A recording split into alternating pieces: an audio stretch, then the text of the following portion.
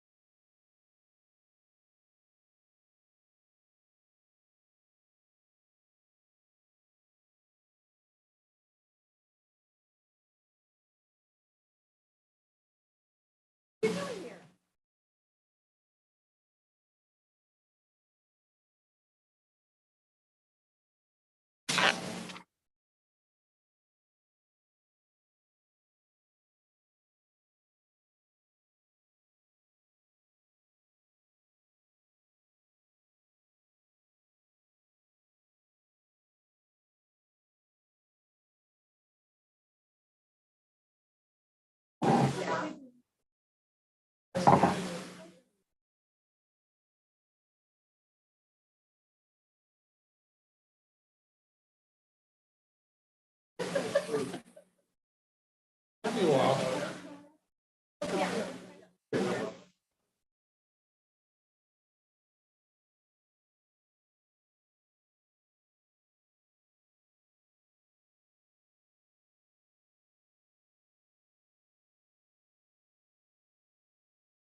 I have the.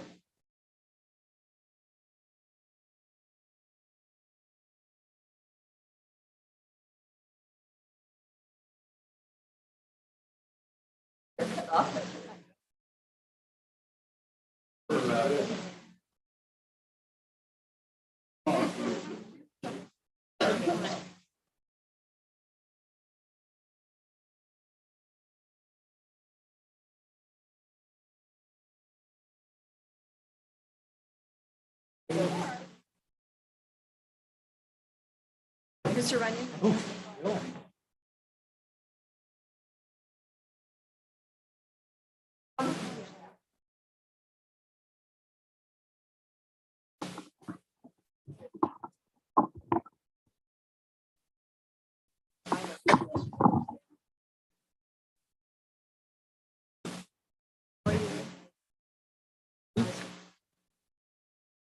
Another places to be.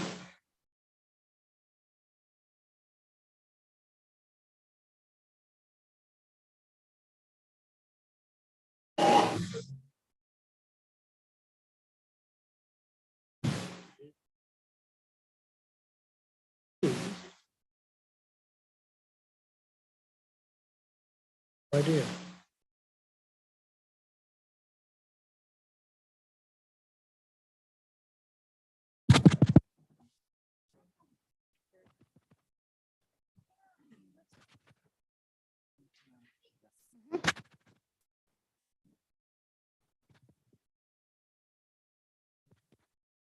Can I have a price check on those Del Monte green beans on aisle 7? It works. Pity.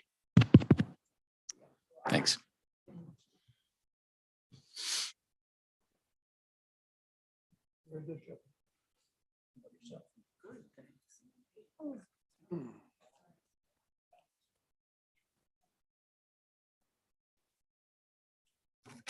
Yes, it is.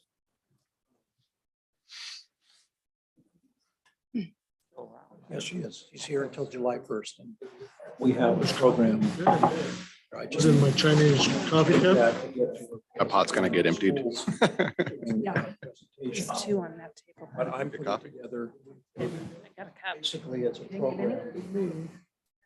I've been copied out today All digitized and. We till 3:30. karaoke. all night.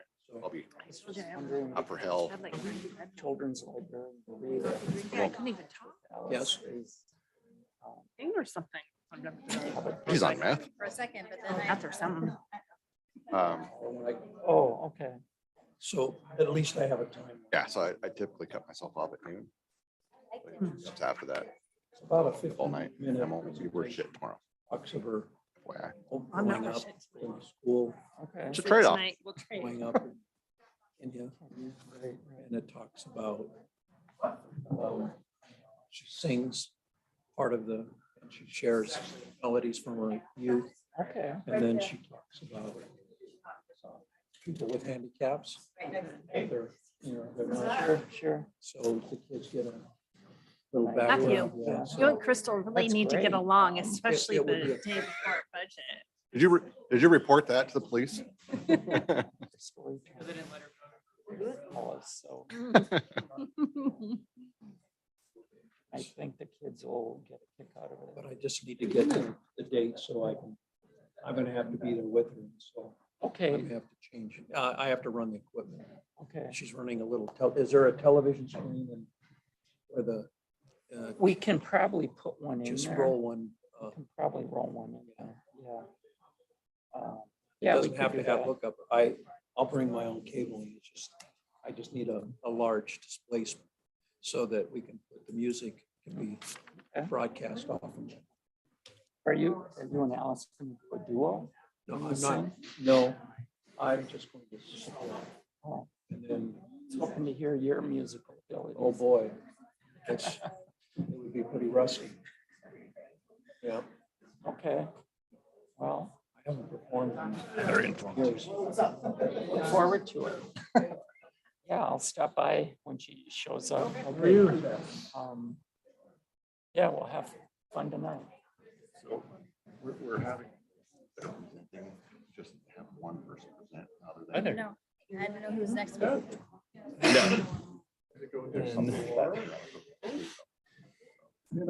We'll have a limit. We have to have a limit or we'll be here all night. Yeah, I agree. So what is your limit? One. No, what is your time limit? Oh, Because I don't necessarily have a time limit, but you should have one person presenting and they're done. The wrong meeting. I was, but what I'm saying I was is. here for just that Yeah, one but short I- 20-minute meeting. Is that the Typically on same room? Tuesday, 5. Not the right room. 5 minutes. As a word, Yeah, it's word, difficult. but here. Okay. Oh, yeah. Good to see you again. I'm just going to get someone. We currently have, their budget, so I gotta put it on everyone. They wanna go over it with everyone. Louise wants to take her part, because we're all, we want her. That's nice. So how do you want to handle that? One person. One person does the presentation, period. Okay, and then everyone else can give me their stuff and I'll make copies for everyone. Okay. Okay, I think we're gonna need one more chair up here. Good. We got Alice. We got Jeff. okay, I thought you wanted something Oh, boy. like. Beth Renard. Scott. Hey, Rich, how are you? How you doing? Good.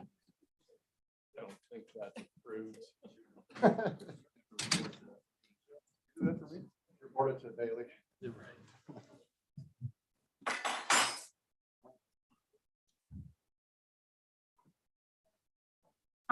Is Jamie coming? Just maybe have him sit by Matthew.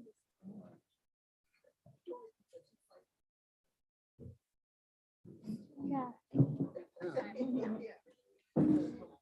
My oldest, No, you. Well, evidently. I'm hoping they're done. Sad if I have to leave and then. I wondered what was going on. Yes, no, down a little bit. So I can Okay. Rentals. Good night. Good times. You're welcome. think a lot of us suddenly got exposed to a lot of stuff we weren't paying attention to. Oh, Jeff, Cool. We've been friends. if you need help, you just look at me, right? Okay. Lived together, Well, this is his first year presenting the budget, so I'm trying to hold his hand. You can see that. Hold on. Sure.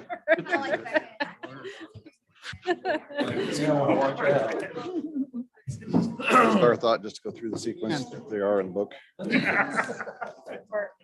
Talk to your daughter. Prom can I go talked- through. yes. this. You had 9 points of advice. Started listing them. Oh, this is. Sounds Yeah? reasonable. We'll be gone. Really? I'm I was like, impressed. okay. Yes, I did. You better time those people. Keep them to time. She said you guys were right on it. Yeah.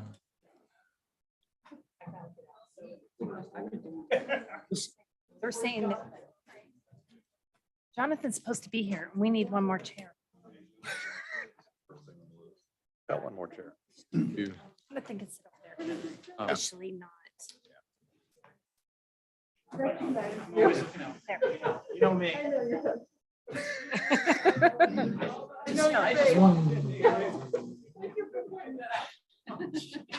We're trying to put you front and center, Jonathan. So, Sit for testimony. heads when they're presenting. Never heard of that word. Everybody from the. Well, am I supposed to sign this? This is a budget or the audit? said my name was here. Yep, you're right here. with Give it to me. you or Andrew? Share microphone. Give it to you or Andrew? Oh, It is public testimony. anyone can testify. Anybody that wants to speak can testify. No. Hey, Serena. I'm in between you and the mayor. No. What the hell? Why am I not like? Well, One of us I will think share, if- so you can really be where. different, that would be something. The one that sits between her and the mayor is the one who chairs the meeting. Oh, that's right. I don't know what I was thinking, some other meeting. I need to change what I told Tim then. Okay, You can do it. Okay. I was gonna zoom. Well, I hope we have a chairman that's elected. Somebody I recognized. Well, we have to elect someone, don't we? When I walked in, I'm like. But I'm not it. I'll start it. Not usually this much. Someone else. Most of Who them else? are presenting on everything in the budget. So I'll do it if I have to. That's all right. It was mostly that. The other thing is, I missed the email when you were at 4:30 on Friday. I'm like, I got an email. about We'll go it. through this. I'll go through this first. And then- My Something must have happened like with your folks or after something. the public. I was trying to figure it out. No, I was gonna maybe Zoom and then. 1 minute away. Most everybody was gonna come here, and so We fine. then I will too. It was, Sorry. No, I think we're good to go. I back think to via text. be friendly of the department budget. If we need to communicate off channel. No. I'll use my shoe. It's like a push job. Push job, yeah. I think they want the Yay. You win. Got a Russian thing going tonight. Out in Chernobyl. Yeah. Well, it could have been up at the nuclear plant in Yakima. But we haven't made that decision. Boy, those are just huge strawberries. Yeah, they are. Yeah, I'm looking over there. They look like little baseballs. We can politely ask. Genetically altered. Yes, you. Pardon me? Doesn't lose a I chair. don't know yet. We'll find out. No, I don't. Yeah. Thank you. It's public testimony.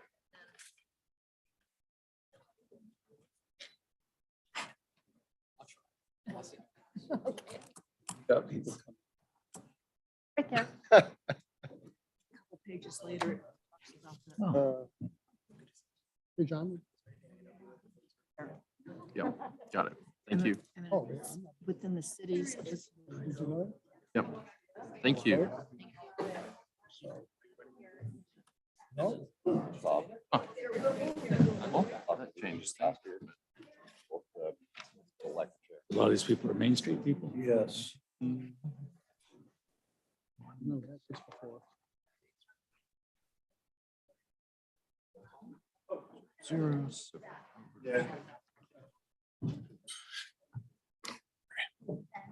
Elbowed you. Hey, Ben. Is that it? Do we have How are anyone you? out in the hallway now? Don't think. All right. Conference room.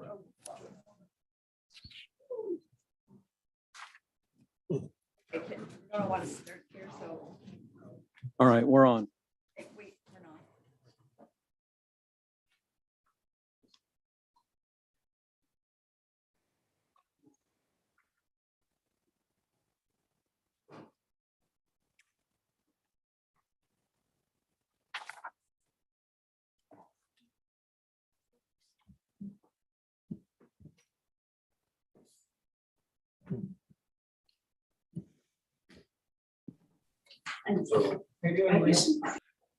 Tanner, we're missing. Hello. Oh, there's Tanner.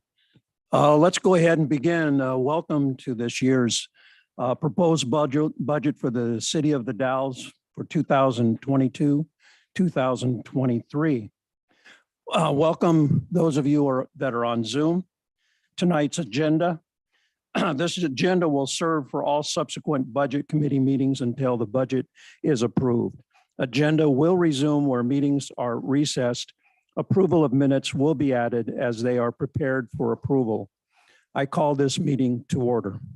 May we have a roll call, please? Scott Randall, Present. Darcy Long, Present. Tim McLaughlin, Present. Rob Runyon, Present. Sam Richardson, Present.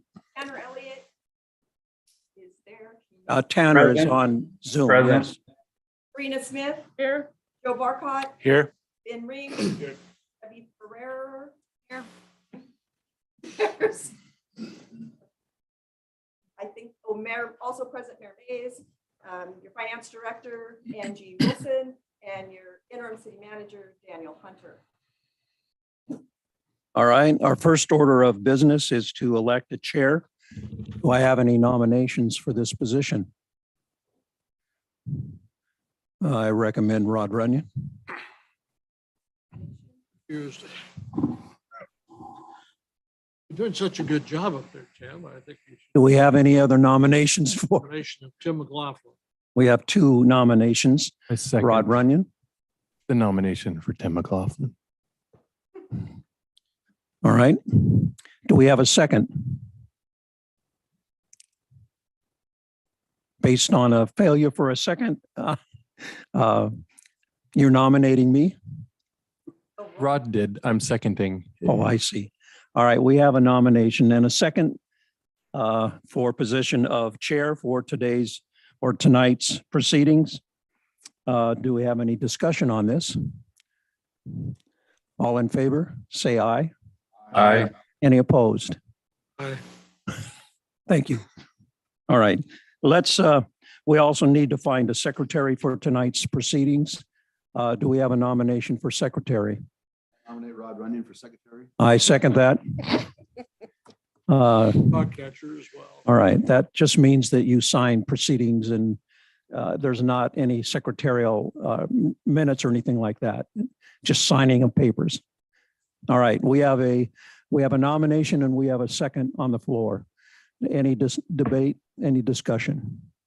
Legal to hold two offices at the same time. Okay, we have a standing nomination. All in favor, say aye for Rod Runyon for secretary. Aye. Any opposed? Aye. All right, we've got that taken care of. All right, now we please stand for the Pledge of Allegiance. I pledge allegiance to the flag of the United States of America and to the republic for which it stands, one nation under God, indivisible, with liberty and justice for all.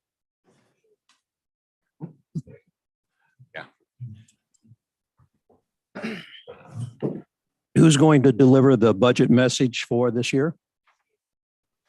Yes, the chair recognizes.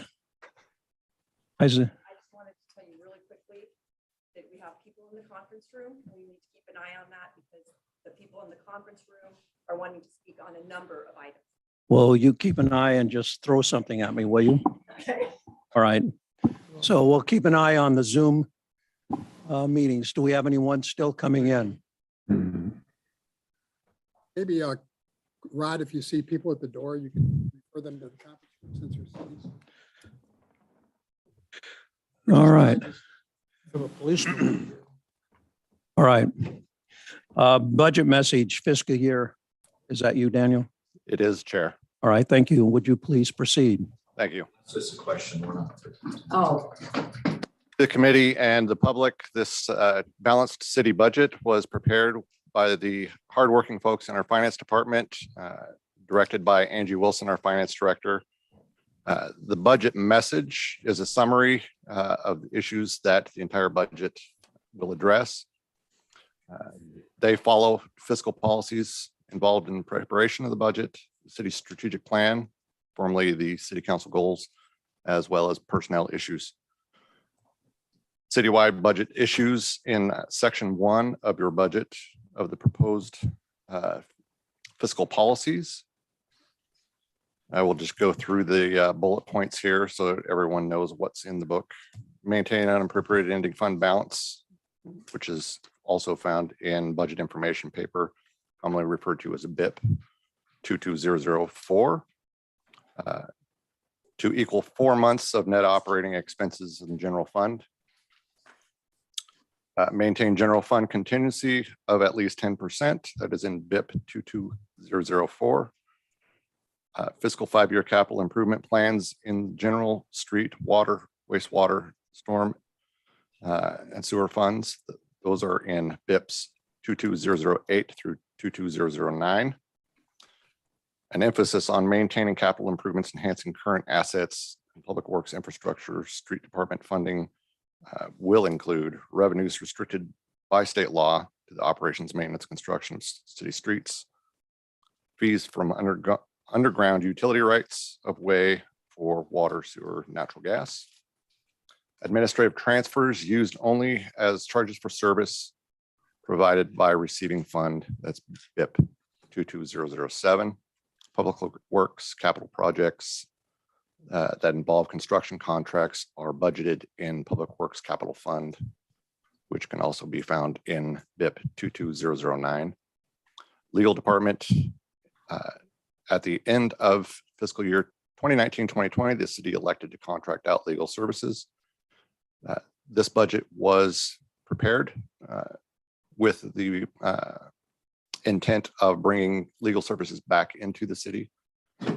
The staff have developed a preliminary, I guess, budget for legal services that part of which will need to be adjusted depending on, one, if this budget committee agrees and if city council agrees to bring it back in-house. And then if city council contracts an attorney other than the salary that we budgeted for, then we'll have to make some adjustments at that time. City strategic plan, also referred to as a performance benchmarking plan, is attached to this budget as Appendix 7. It contains mission, goals, values, and objectives. One thing I want to point out in Section C for personnel costs, the SEIU representatives are in their last year of a 3-year contract, and their COLA is actually 2.5%, not 5%. The other COLAs and premium caps for payments are the same for all employees. So any premium increase of 7% or higher, the employee bears the cost above 7%. The city pays up to 7%. The police union contract was negotiated and it is budgeted, although the contract's not complete yet. We are budgeting for a 7% COLA this year. And the exempt employee or non-union employees are budgeted at a 5% COLA this year. Contract employees, the city contracts for 2 employees. That's the city manager and municipal court judge. The only one that would be added to that would be if council and this budget committee decide to fund and council determines they want to bring legal services back into the city. That would add another contractual service contract. General fund resources. Like I said at the beginning, this is a budget, a balanced budget, and the way we got to a balanced budget with the expenditures proposed in this budget was by reducing the ending fund balance for the current fiscal year in order to make up otherwise it would ended up in a shortfall. So we used some of the ending fund balance to make up that gap. And that gap is reflected in the 126,370 in section 2A. There are several sources of revenue for city budget for the general fund anyway. Property taxes. We budget typically for 93% collection rate, and property taxes account for 38% of the general fund. Franchise fees, this year PUD fees are established to increase or estimated to increase 5.4% from last year. Liquor store or liquor tax and liquor tax are budgeted to increase 28.46%. We also get transient room taxes, which is looking at a estimated 39.77 increase. Court fines, which is estimated to be 84,000. Marijuana tax, which is estimated to be 24,000. And then financial services estimated to be $28,550. Those are revenues we receive from the Parks District and Fire District for providing them with financial services. Section 2B is expenditures. And I'm not going to go into expenditures in great detail just because it's going to be outlined in each budget itself, each department budget. I will say that for the most part, the community benevolence or beautification funds are going to be budgeted in city council budget, which is the first one. Economic development, we are budgeting 25,000 for Main Street. And planning department is budgeting for housing needs analysis and Fort Dalles museum support. Police department BIPs of reference here are 22-011, 22-019, and the police department, generally, police department's going to exceed the operating cost of a police department is going to exceed general fund revenues, and it does in this case, exceeding property tax revenue by $1,072 or $72,724. Then we have transfer from street fund, and then the judicial department, which we pay Wasco County to provide prosecution of criminal cases. The city's municipal court takes care of transportation or driving citations. Public Works Reserve Fund as in section 3, and these reserve funds go to capital improvements or replacement costs for public works operations. Their street fund, water fund, wastewater fund. And I'm sure Dave Anderson will go over in detail when he does his public works fund budget for that. The library fund is in section 4, which is under other funds. The library in the community is a little bit of a unique organization, probably nationally, just because it receives part of its funding from the city, part of it from the special district, and part of it from Wasco County. And you can see the details on that in BIP 22007.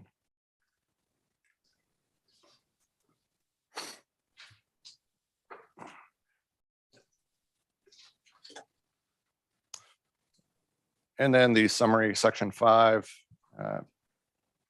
page 1 of this budget is an overview of the summary of all funds. The total city budget of $80,476,979 represents a 9% increase over last year's $73,739,683 as amended.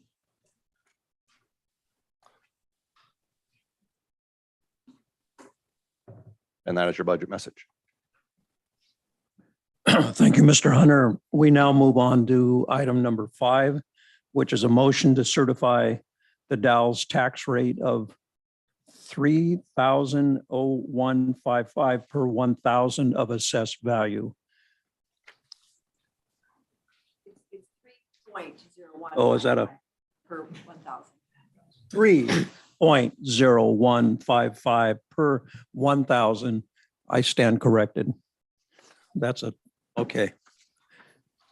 All right, we have a motion. I would so move.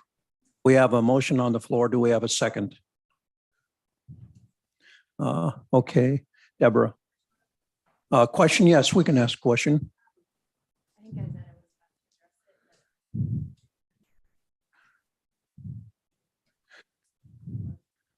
All right.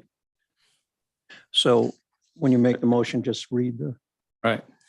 I move to certify the city of Dalles tax rate of 3.0155 for $1,000 of assessed value.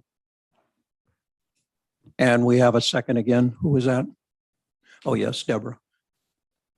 I need people to speak into the mic I'll second that. and maybe state your name if you're not someone I know. Deborah Ferrer. Yeah, I Right. need people to speak into the mic or else people on Zoom can't hear. All right, we have a motion and we have a second. Any other debate? Hearing none, may I have a affirmative yea or vote yes? Aye. Aye. Anyone opposed? All right, that motion stands. All right, we go into public hearings. Do we have a script for public hearings before we begin? None, okay. But I do need clarification on the limits on public testimony. Perhaps we could ask Jonathan Cara for any updates. Is there a limit on the amount of time or the number of people presenting? It's my understanding as the chair, you typically have discretion, reasonable discretion to limit both of those. But generally, if people are here and the council and the committee have time, I would solicit as much public input as possible with the understanding that you might want to limit testimony and the overflow group to maybe 3 or 5 minutes. 3 to 5 minutes. I think 5 minutes is where we'll shoot towards. So we're going to go ahead and open this to public hearing to receive testimony regarding the proposed budget. Is there anyone that would like to present? Yes, would you come to this table, please, and state your name and your address?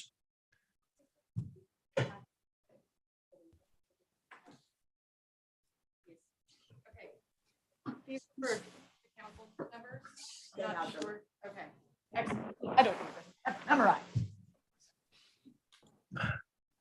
My name is Crystal Kruger. I'm the owner of Skyling Fiber here in the Dalles, and I'm the president of the board for the Dalles Main Street organization. It's an item in the first budget. Before I start, and I promise I will be quick, I know there's a lot going on today, but before I start, in the other room, we have a great deal of local support for Main Street. First, if we could get everyone who's on the board of Main Street to raise their hands so that we can at least see a representation, how much of the board we have here. I think we've got 4 board members at least here. We have Jared Sawyer, who is the owner of Sawyer's Ace Hardware. We have Anthony Pereira from New York Life. We have Victoria Davis, sorry, Tori, she's our executive director for Main Street. And we also have Louise, I'm not going to butcher her last name, but she was the president of Main Street for a good long time, sitting there in the front right corner on the screen. And that's representation just of the board. And then also for the rest of our community members, if you're here to support Main Street, could you raise your hand for me? I think we got one. Oh, and Danae, shoot. And Danae is also on our board. And she is the owner of Mannion Studios. So it's Danae Mannion. You see lots of beautiful artwork around town, and a lot of it can be credited to her. I wish I had that kind of skill. So Main Street, things that we've done and what we're asking for. We're looking and hoping to get a little bit more funding from the city than we usually do. And I'll explain why in just a minute. Normally you fund Main Street operations for $25,000 a year. And I would like to ask that we could increase that to $100,000 a year. You fund the tour boat coordinator for 40,000, and that's what we've asked for. And we have another budget line that we'd like to ask for funding for economic improvement project that we would like to start moving really heavily on for $65,000. Speaking first to the Main Street operational budget, over the past several years, the city of the Dalles has contributed $25,000 to our operating budget. In the past 2.5 years, we brought $600,000 plus worth of grants into downtown the Dalles. That money has gone to developing commercial buildings and helping local small businesses build their business and do real capital improvements to make it a safer environment, a cleaner environment, a more attractive environment to bring people into downtown and get people spending dollars downtown. I think that kind of return on investment, you guys gave us $75,000 over that period of time, and we brought in $600,000. That kind of return on investment is not the kind of thing that you usually see from anyone or any investment. If that was a Wall Street investment, I would be signing up every dollar in my bank. But I'm only asking for 100. So imagine if we were able to do 600,000 without a grant committee, what we can do now when we have a grant committee. I have 12 grant writers on my team ready to learn and write grants. And all of that is to support downtown the Dalles. That's what we're here for. And every dollar that we bring in to the Dalles and our downtown community, that's making our town more attractive. It's increasing the property value. So that's another return on investment for the city, because I think I remembered hearing you talk about property values and tax rates. That's a pretty good return on investment for you too. If we raise the value of our buildings downtown by filling those buildings with businesses and apartments upstairs and bringing more and more people into our town, that's going to increase those property values. That's going to increase your tax revenues, and it's going to increase the quality of life for the people that live in our town. That brings me to the economic development initiative that we would really like to get started. It's closely related to our grants committee, but it's to put together a package to take to potential investors, both in our community and from outside our community, to get money into downtown and to give a roadmap to those building owners and to those potential investors to show them what they need to do in order to achieve the kind of results that we're looking for, to usher them through the process of getting permits, of getting architects, of making the designs, and what kind of programs we can support them with, what grant programs are out there to help develop that low-cost housing in those upper floors, and to develop their business spaces downstairs. Todd Carpenter, who's with us on Zoom right now, he's one of our sort of examples. He's our role model for how to do this process. And we've talked to him about helping us to put together a portfolio of the Dalles and a roadmap for potential investors to get these projects accomplished. We've got a great team on board. I'm sorry, who'd I miss? Feedback. Boy, I like feedback, but usually not that kind. Am I just way too loud? No. Okay. All right. Okay, cool. So, my goodness, I was on a roll. But, we want to set up that roadmap to be able to usher people through. That's where I was. I was on the quality of the team that we've got working on this. I myself have 15 years experience in government contract management. It's managing big dollars, dotting the I's, crossing the T's, and getting the paperwork done in the way that gets us the funding that we want. Not necessarily just from you guys, but from grants. And that's really where I want to get the funding from, is outside investors and from grants, both in the public and the private arena. We have a lot of good lines on grants. It's going to take time to get that off to get that off the ground. And I think that if the city was willing to invest in this program, that they would see huge returns within the next year or two. I mean, you'll see tremendous progress. We've got me on grants and that, I's dotted, T's crossed. We've got Jeff Adams, who's a project manager. He's years of experience doing project development, project management. He'll put together the portfolio for us. And we've got an entire team leading to support us. And that's really my spiel. I don't have a good conclusion here. I think you should support Main Street because we're doing good things. I think you've seen in the community over the past 6 months, we've put on 10 events. We're moving fast and getting a lot done, and we're making a difference in the community. And I think if you support us more, that you'll see that impact dramatically increase and you'll see good things. Thank you very much, Crystal. Anyone else from Main Street that would like to talk? Yes, ma'am. We have a whole room here. There's over a dozen people in this room here to support Main Street, and I'll start out. My name, oops, I'm sorry. Okay. All right. I just need to be able to recognize who this is. We need your name and your address, please.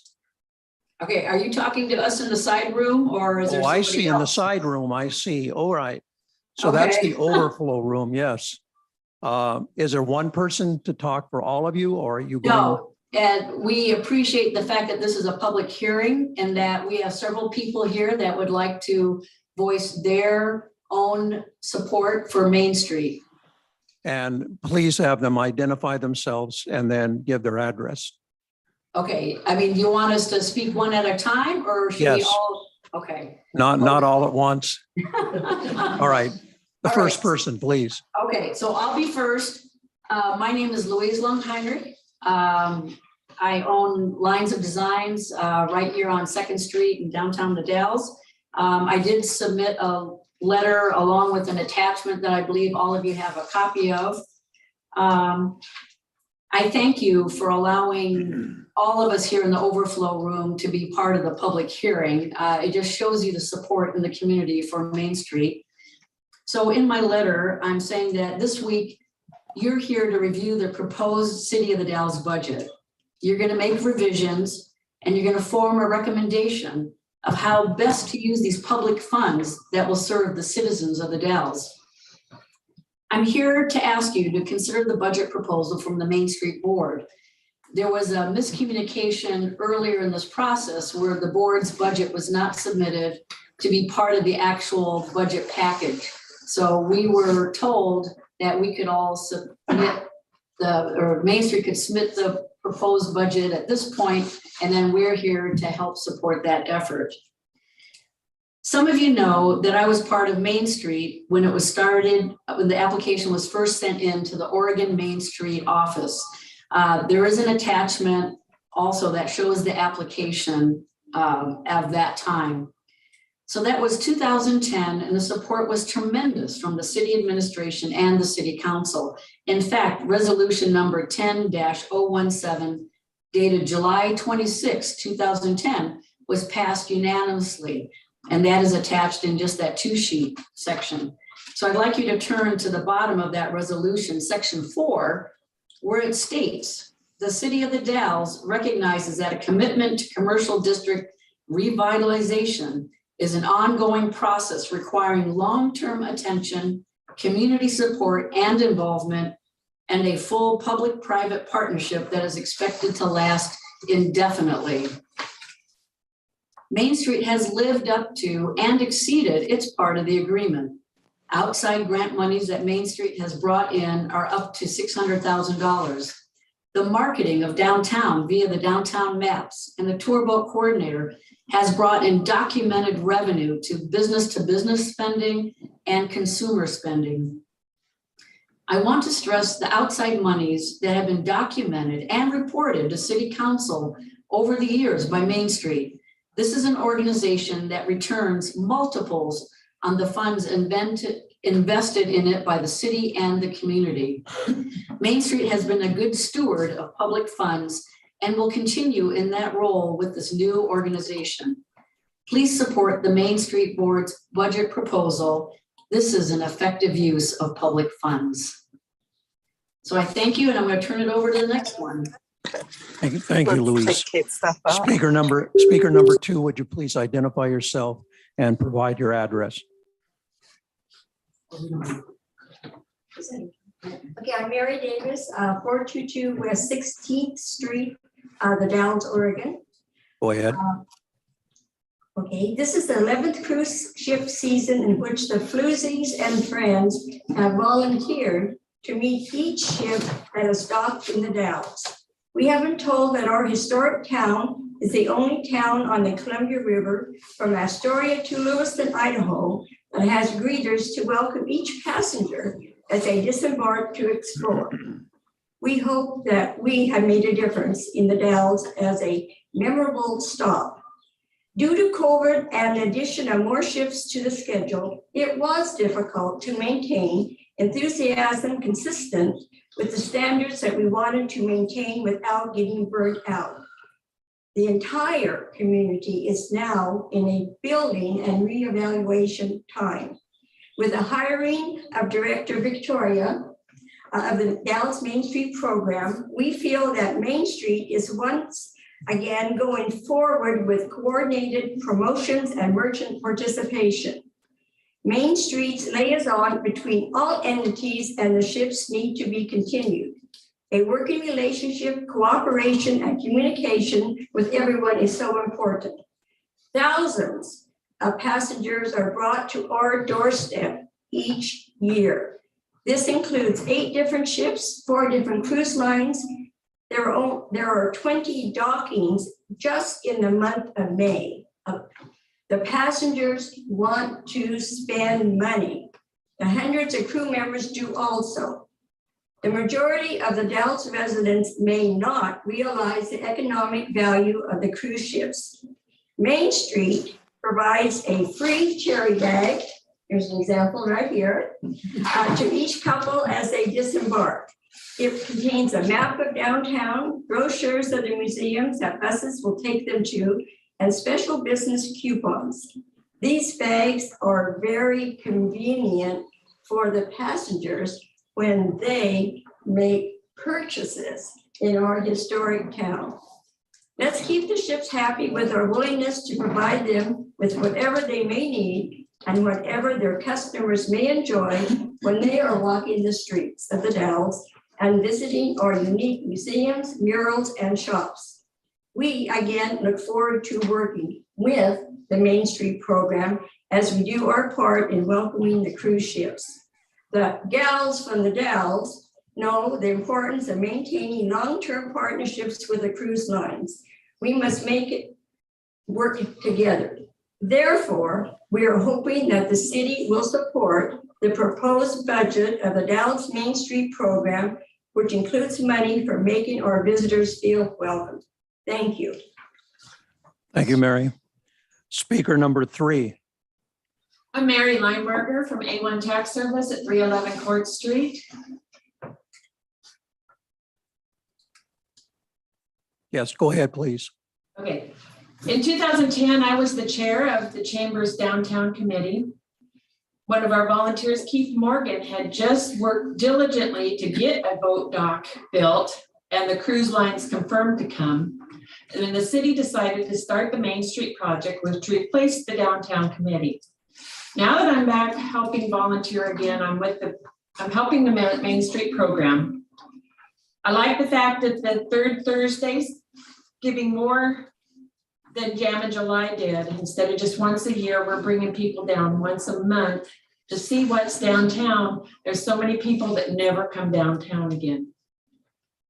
Grants, the grants that I've seen given out, for example, the Granada, the Neon Sign Museum, the murals, the parklets, a lot of this grant money cannot cover employees' payroll. And so the money needs to come from the city to help fund that payroll. And also the safety meeting that they had a short while ago was very successful. I hope the city supports Main Street proposed budget so that they can expand what they've been doing. Thank you. Thank you, Mary. Speaker number 4. Hi, I'm Terry Chance, 1905 Oakwood Drive. And as a volunteer for Main Street, this program has and will continue to support and promote businesses in our historic downtown. The Dalles Main Street program helps with producing grants through their Main Street organization, as well as other organizations that offer grants. The Main Street grants are only provided to Main Street organizations. so no one else in the community would be able to access those grants. They organize downtown events that benefit the community and bring visitors from outside our location. The Dalles Main Street program partners with many other nonprofit organizations in town to put on annual events that are beloved by our children and their parents alike, such as our Trick or Treat Downtown, Santa in the Downtown, the Santa Pub Crawl, the Mardi Gras event. And this year, we were asked as an organization by the Parks and Rec if we could plan the Dad and Daughter Dance. And my understanding is that's going to become an annual event for Main Street. The Dalles Main Street also coordinates with the Riverboat Cruise Lines and to help to make a stop in the Dalles a great visit for their guests. The continued support of this organization is vital to our town's continued growth. So I'm asking for your support to approve the proposed budget submitted by the Dalles Main Street. Thank you, Terry. Speaker number 5, please. Speaker 5. Hi, my name is Anthony Pereira, 1520 East 18th Street here in the Dalles, and local business owner down on 3rd Street, 200 block. Oh, Anthony. I'm the most recent past president of Main Street, remaining on the board as the treasurer. A couple of years ago when I got on the board, there was a small group of volunteers and a small board. Now we have, as you can see, a ton of volunteers and 9 people on the board. We're doing an event every month, especially upcoming the Northwest Mural Fest that could bring thousands to the Dalles. I'm in support of the proposed budget for that reason. We're growing. We need a budget to grow with us so we can get more done and provide more economic vitality to the downtown and surrounding Dalles through bringing outside money to increase, well, the spend, and it helps out the whole community. Thank you. Thank you, Anthony. Speaker number 6. Number 6. My name is Victoria Davis, and I'm the executive director for the Dalles Main Street. I would hope that you would propose or accept the proposed budget, because the downtown business owners are telling you in this meeting that that's what they want you to do. They need a vital downtown, and they think that Main Street can do it. And I know that we can too. In the last couple of years, we've given 520% back into the downtown, and we plan on going further with that.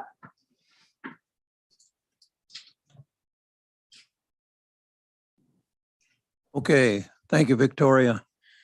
Speaker number 7 from Main Street.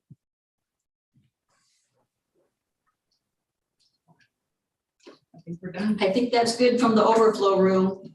All right, we'll go ahead. Would you please? You guys hear me with this on? Yes, Okay. My name is Danae Mannion, and just pull the mic a little bit closer. There you go. oh, okay. Excellent. My name is Danae Mannion. My address is 110 East 2nd Street.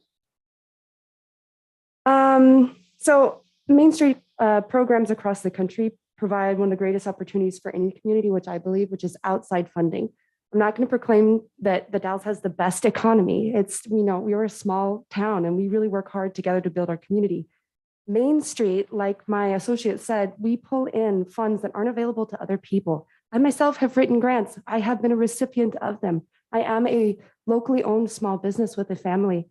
That's $600,000 a year that Main Street, or $600,000 that they've brought over, and plus the time that they've spent here in the Dalles, is life-changing to some families. That's electricians, that's plumbers, that's artists, that's iron workers. That's people in our community who not only take that grant money and save their potential businesses with projects that aren't beautiful and flashy, like lights and neon signs and museums, but they're HVAC systems, their window treatments, their structural salvage. These are things that, like, if you yourselves were to have to foot the bill, these kinds of projects, it's either you close your business or you put your last penny into a business that you don't know will make it based off of your economy. So when I hear Main Street ask for a budget, and it's even a question, it kind of blows my mind. I volunteered for Main Street for 10 years now. I started volunteering when my kids were infants. And I myself have been involved in the projects that you see, the neon signs that were salvaged and then installed around town. Those are bright and pretty, and people notice those things. They don't notice like the real hard work that there exists in the actual grant writing and the procuring of all these public events and community uplifting programs and resources that we're bringing. So I'm in full favor of their budget ask, because if you look at the room full of people here and 20 plus letters of support for this program, these are people that have, in my opinion, been underpaid for 10 years for the service that they do, because it's a lot of work. You all know that. You volunteer in this community. You know what it's like to volunteer on boards and committees and constantly be asking for the correct funding. Imagine what these people who've spent years, decades now, of their lives trying to put and build into this community, what one program, Main Street, across America, can do. It kind of seems silly to not fund it, in my opinion, because the more something is properly funded, the better it can achieve its goals and aspirations. So if you're constantly underfunding something and people are just, it's the same volunteers every time, it's the same people, it can be a little downtrodden. You can really feel that. So I'm here because I really appreciate all this stuff and the experience and the exposure and the knowledge that I've gained. I've lived here since I'm a local, I'm from the Dalles. And I really appreciate the kind of connections that Main Street has brought me as a business owner, but also as a community member who's always hearing people say, well, what does Main Street do? And well, we want things to do downtown. I think there's a slight miscommunication that's happened with Main Street as to what they do.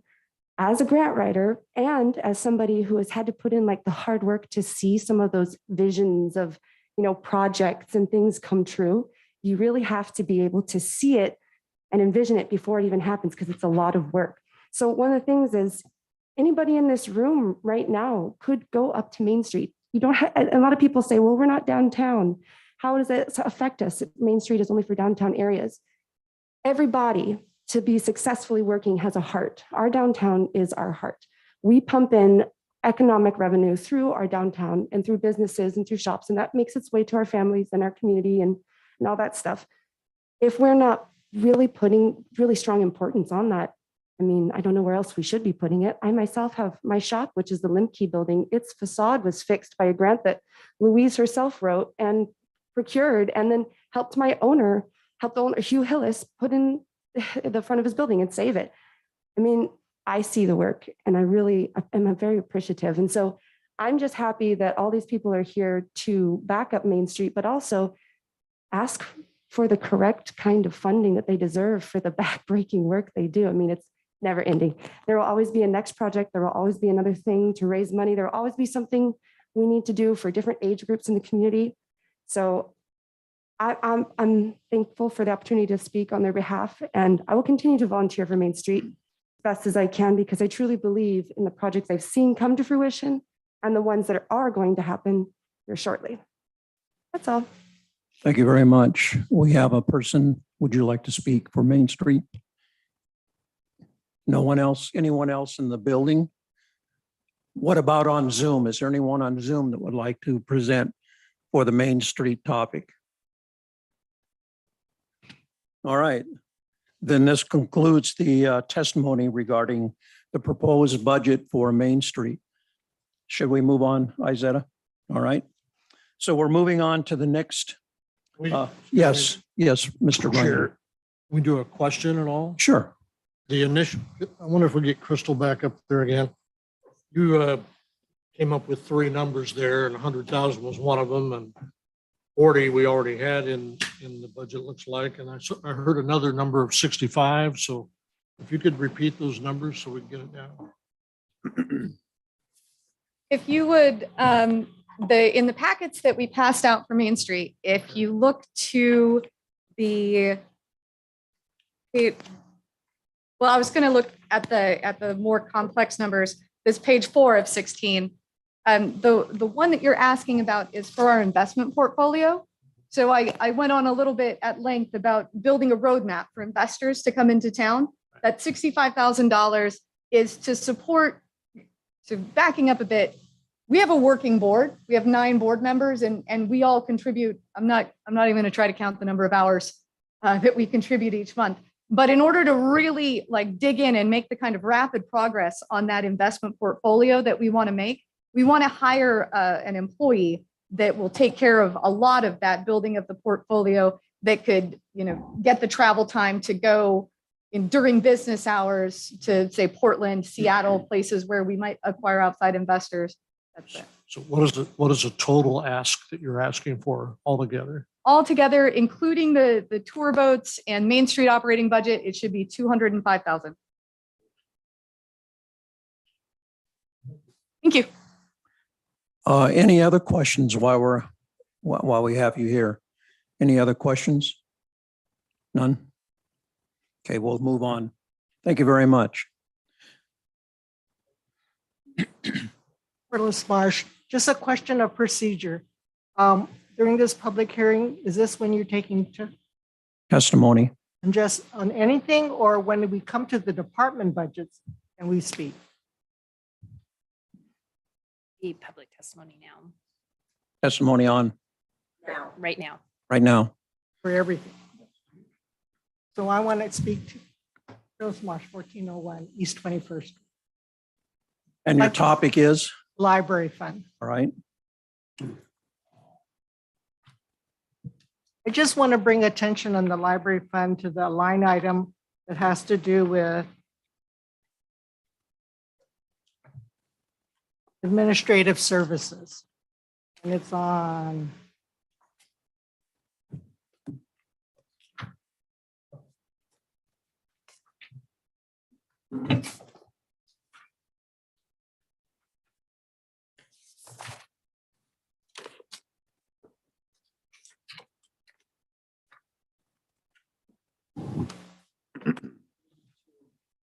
which page is it?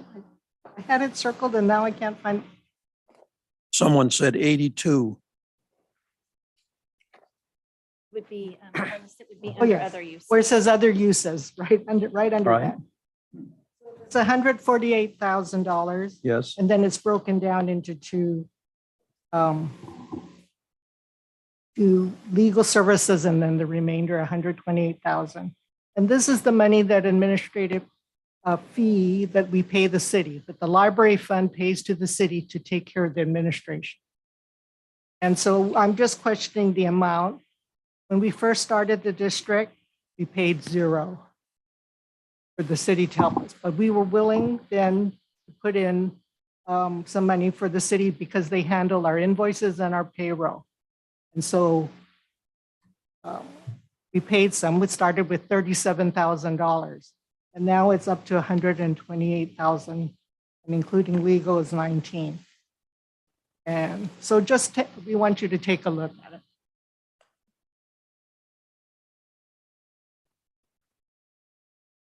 Right, Angie, is that Would you like me to appropriate? comment on it currently?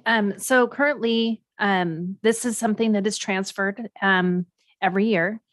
We come up with this administrative transfers number by looking and pulling invoices for each department in each fund. And then that is able for us to break down the service cost for say. The legal services, we put that in the budget, but it's not to be transferred over unless money is being used out of that. So the 19,000 is for legal services if needed. The 128 is services that will be transferred on a monthly basis. That is for accounts receivable, accounts payable, payroll, HR, and any other services within the city. So we can go ahead and put a tickler on that and talk about it further during the budget process. That's acceptable. All right, good. Yes, sir. Yeah, continue with the library, sure. Yes, you may. Come on up and identify yourself and also give your address, please. Uh-huh. My name is George Hext. I live at 1521 East 13th Street.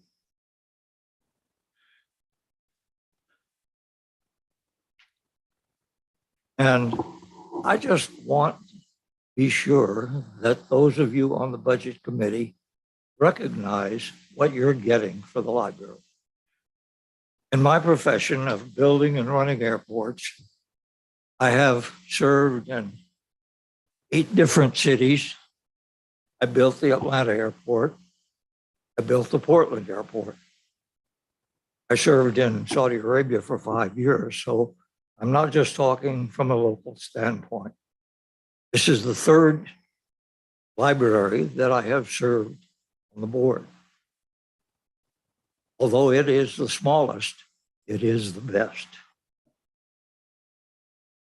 In Portland, I was part of the group that put the large library in Hillsborough. I was out there about a month ago. I can tell you, it can't compare with a smaller Dalles library, even though it's 4 times as large. I don't know what Jeff has done to be able to inculcate what he has into the staff. But Jeff, if you could write that up and market it, it's worth $1 million, because this is the finest staff I have ever seen in a public library. They will go to almost any effort to take care of their patrons. It's such a surprise when we came here. My wife and I moved here. By the way, I grew up in Bend, and I'd be there if it was about the same size that the Dalles is. It was about the same size when I left there. But this is a fine, wonderful city, and I am hopeful that all of you are familiar with all of the things that the library gives. Do any of you recognize the SAGE system as part of the library? Through that, they have access to the books in libraries in 17 counties in Oregon. There is a system of moving the books from one library to another on loan. That is, I have never seen anything like it before. I just want to be sure that all of you recognize the biggest bang that you're getting for your money, your tax money today, is in your library. It is by far the finest small town library in the United States. Thank you. Thank you, sir. All right, any, yes, testimony on the library? Oh, let's finish up with the library. Anything else? Anyone else? All right, we'll conclude the testimony for the library.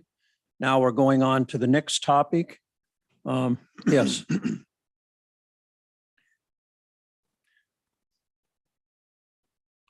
Yes, Judy, state your name and your address, please. My name is Judy Merrill, and I live at 400 West 11th Street here in the Dalles. Oh, good evening. I'm here to introduce the Portland Lou, which is in the proposed budget. Over the last 6 years, I have made many presentations regarding the Lou. So if you've heard of one recently, I have honed it down for tonight. For years, there was a brick public restroom at the port. It was closed in the winter. I was successful in promoting and getting an ADA porta potty placed there for the months of November 1st to March 1st. I then began my research into options for a public toilet in our downtown area.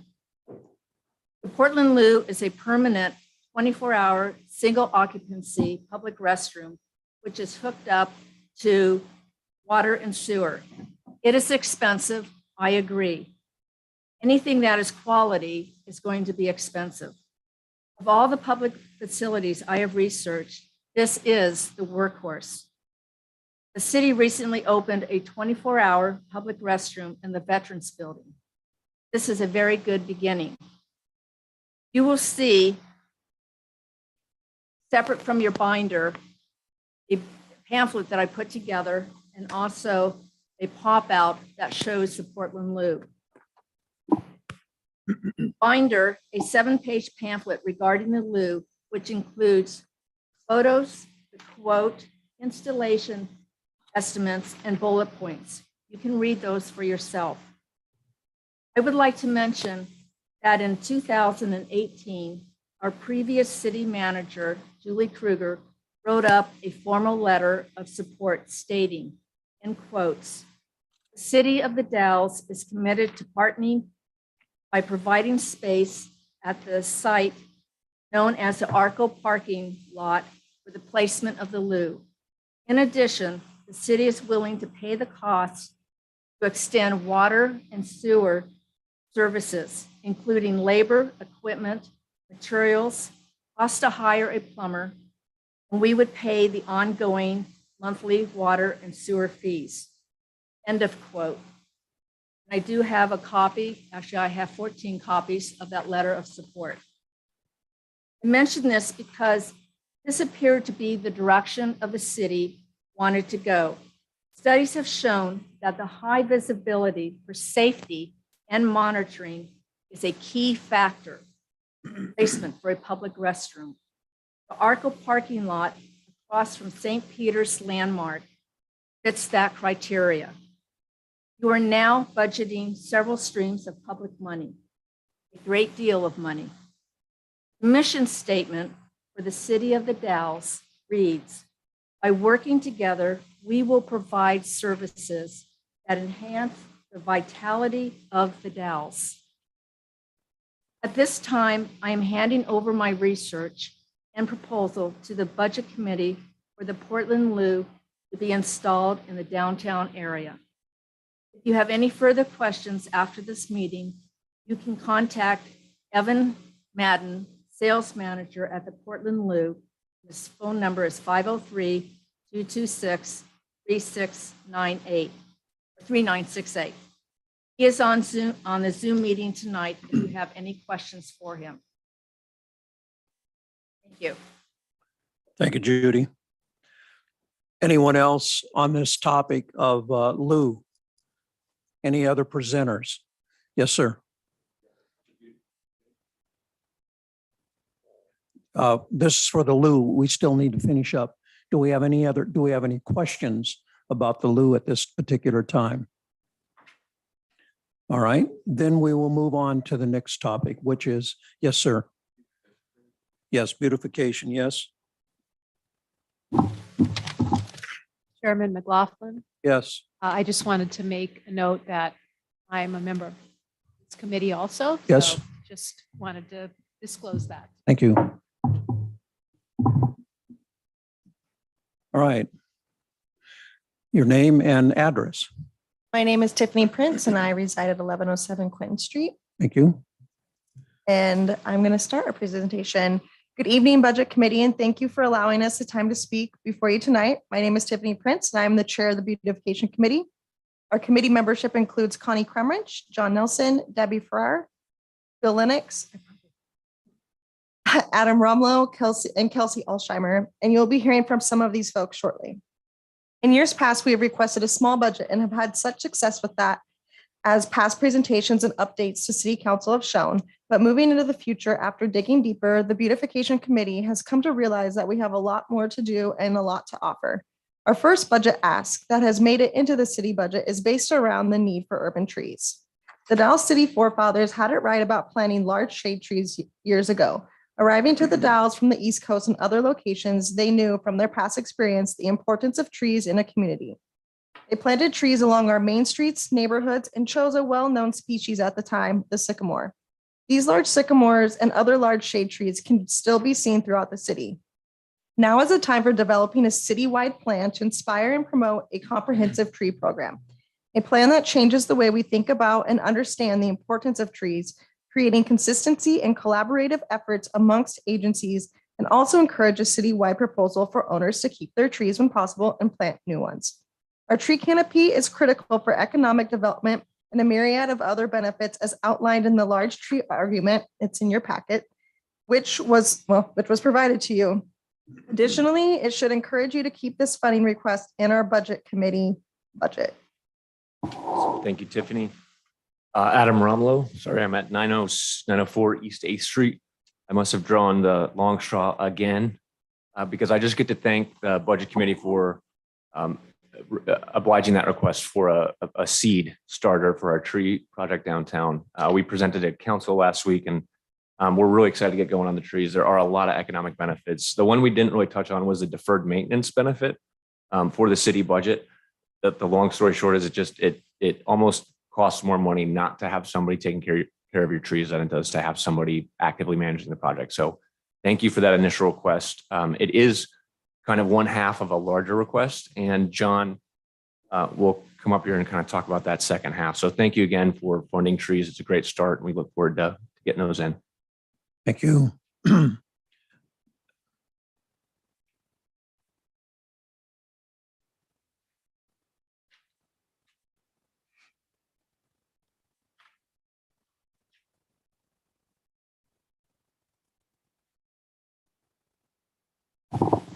Hi, I'm John Nelson, live at 524 West 3rd Place, the Dalles.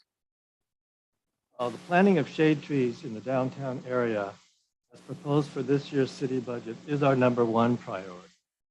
But our second priority is to include downtown furniture. This proposal did not make it into this year's proposed budget. We recommend $28,000 for this year to get started. Street furniture is expensive. The cost of a single bench alone can cost upward of $1,000. We would like to see, would like to see you add benches as well as trash cans as items in your first street improvement plan. It is this committee's opinion that we need more benches, trash cans, and containers for plant material throughout our downtown core area. Design, the selection, and maintenance of these items need to be coordinated so that a unified look or theme is noticeable throughout downtown. Existing furniture on 2nd Street and 3rd Street is not resilient and needs a lot of continual maintenance. We need to select more furniture which is resilient and sustainable and of good design. The efforts to accomplish this in the future need to be continued, coordinated, and well-funded.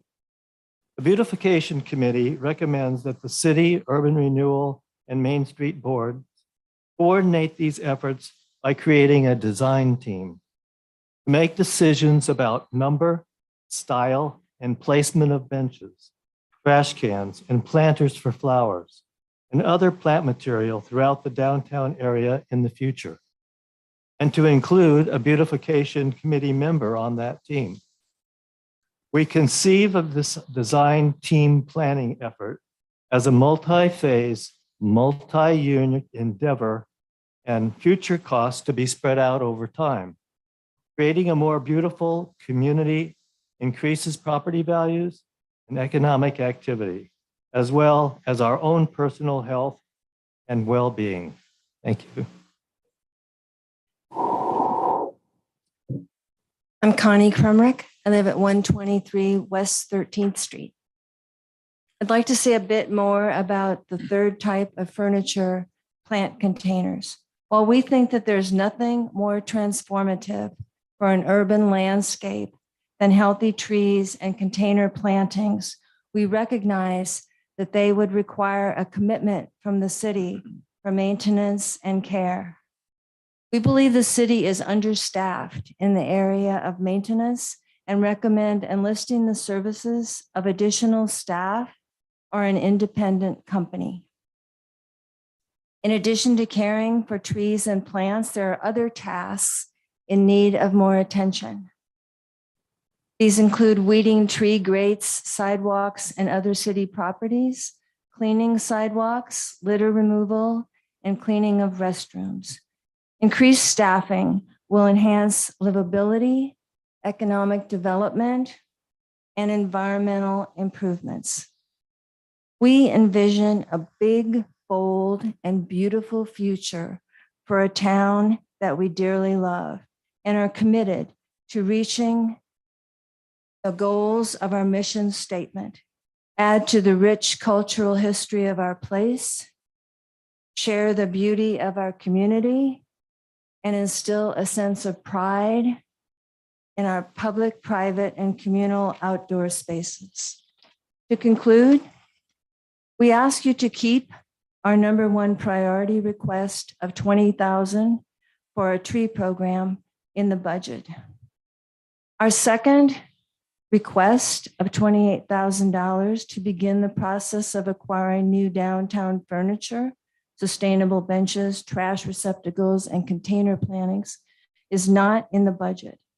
And we ask for your sincere consideration of adding this request into the budget. Thank you. Anyone else from the City Beautification Committee that wishes to speak?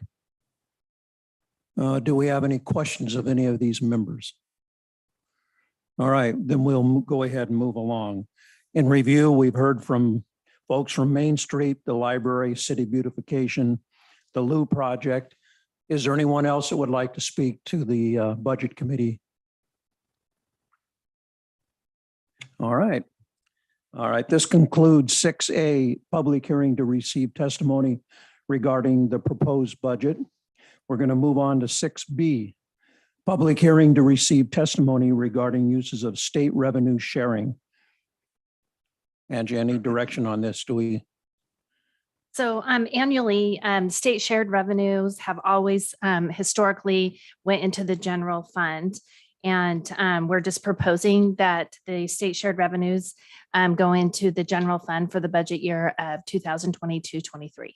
So we just need a motion to recommend That's correct. that action. All right. Do I have a motion to move the state funds into those line items? Yes. Yes.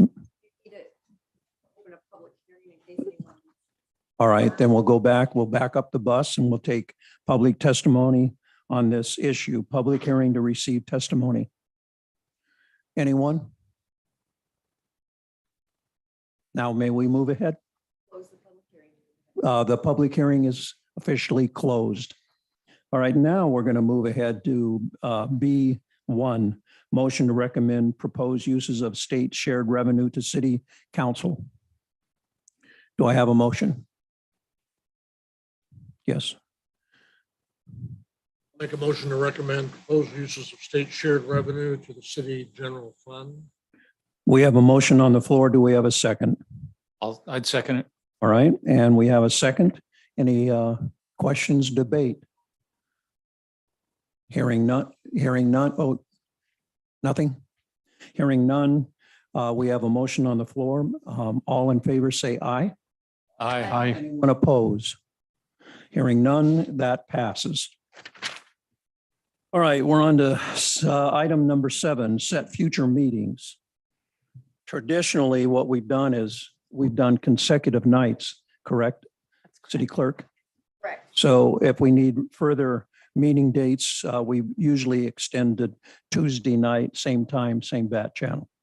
All right. Chair. Yes. The other item that you may want to consider is what time to leave or suspend the night's meeting so we can continue this in the following day. In the past, we've gone with 8 o'clock as being the line of demarcation, right? Anything beyond that, we have to get approval to extend. So I'd recommend that we follow. So 5:30 to 8 would be the latest that we could have without taking a vote to extend that meeting. Sometimes we have done that because we see that we're nearing the end of the process. And if we just continue that night, we don't have to come back for another night. So that would be the basis of doing that. And everyone in agreement with that? All right. Yes, Councilwoman. So is there a prohibition on ending earlier if the group agrees? Let's say they'd like to go home at 7:30, knowing that they're going to have a full night the next night. By consensus, I think that's appropriate. Wouldn't everyone agree with that? Yes. All right. So we're looking at tomorrow night, 5:30, latest of 8 o'clock. However, we can, if the conditions are existing, to dismiss early. All right, so we'll convene tomorrow. And if we need another night, then we'll just extend it one more night. All right. Number 8, we need the approval of the minutes. Do you have those? There are no minutes. Okay, then we'll move ahead. Sure. Yes. One other point, Nick behind us here is going to man the whiteboard, and that'll be a parking space for any consideration for adding funds or changing funds that are already budgeted in the budget. Oh, I see. He will mark it down on there. One thing I would say is if we're looking at adding funds to the general fund, we're going to need to reduce funds in some other area in order to maintain a balanced budget, whether that's from contingency or some other fund. And that's the hard part. It is. All right. We are moving on beyond approval of minutes. We're on to item number 9, budget presentations by fund. And who is going to lead this? I will. Okay. Good evening. So I wanted to just thank everybody from the frontline staff to department heads who worked very hard on our budget this year. I also wanted to thank the community members who participate in the budget process through the boards and commissions, and then through comments directly to the administration and the council. Also wanted to just note that all the budget documents are available online for ongoing review and comment at the city website. As we get into the budget, I just want to remind you guys that the budget's a financial plan. It's for one fiscal year. It starts July 1st of 2022 to June 30th of 2023. Our budget's based on estimates of revenues and expenditures and other requirements. The budget is the basis of appropriations, which creates the authority to spend the public money. The budget is self-balancing. We as the city budget by organizational unit subdivision of a fund. The difference between resources and requirements. Resources are cash on hand and anticipated receipts. Requirements are expenditures going out, other budget transactions, or money being held for future use. Please note, as we go through the budget, we have the budget spreadsheet, and then we also have a budget worksheet. The budget worksheet's on a very colorful page.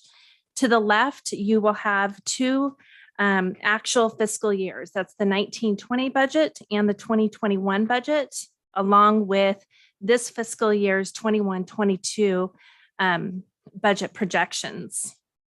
On the right side of the page, that's in green, is your proposed budget. And if you're working off the Word document, and if you see red for the BIP number, if you click on that, that will take you automatically to that BIP. And also, if you are on the Word document, you can also click on the index page, will take you automatically to that department. So you won't be looking through those pages. All you have to do is click on those. What is a BIP? The BIP is the budget information paper. We've been doing the BIPs for quite some time. They allow a little more information on ask or need that's given in a lot more detail. Usually these could be a one-time ask, or they might just be more detail of what our transient room tax dollars go to every year.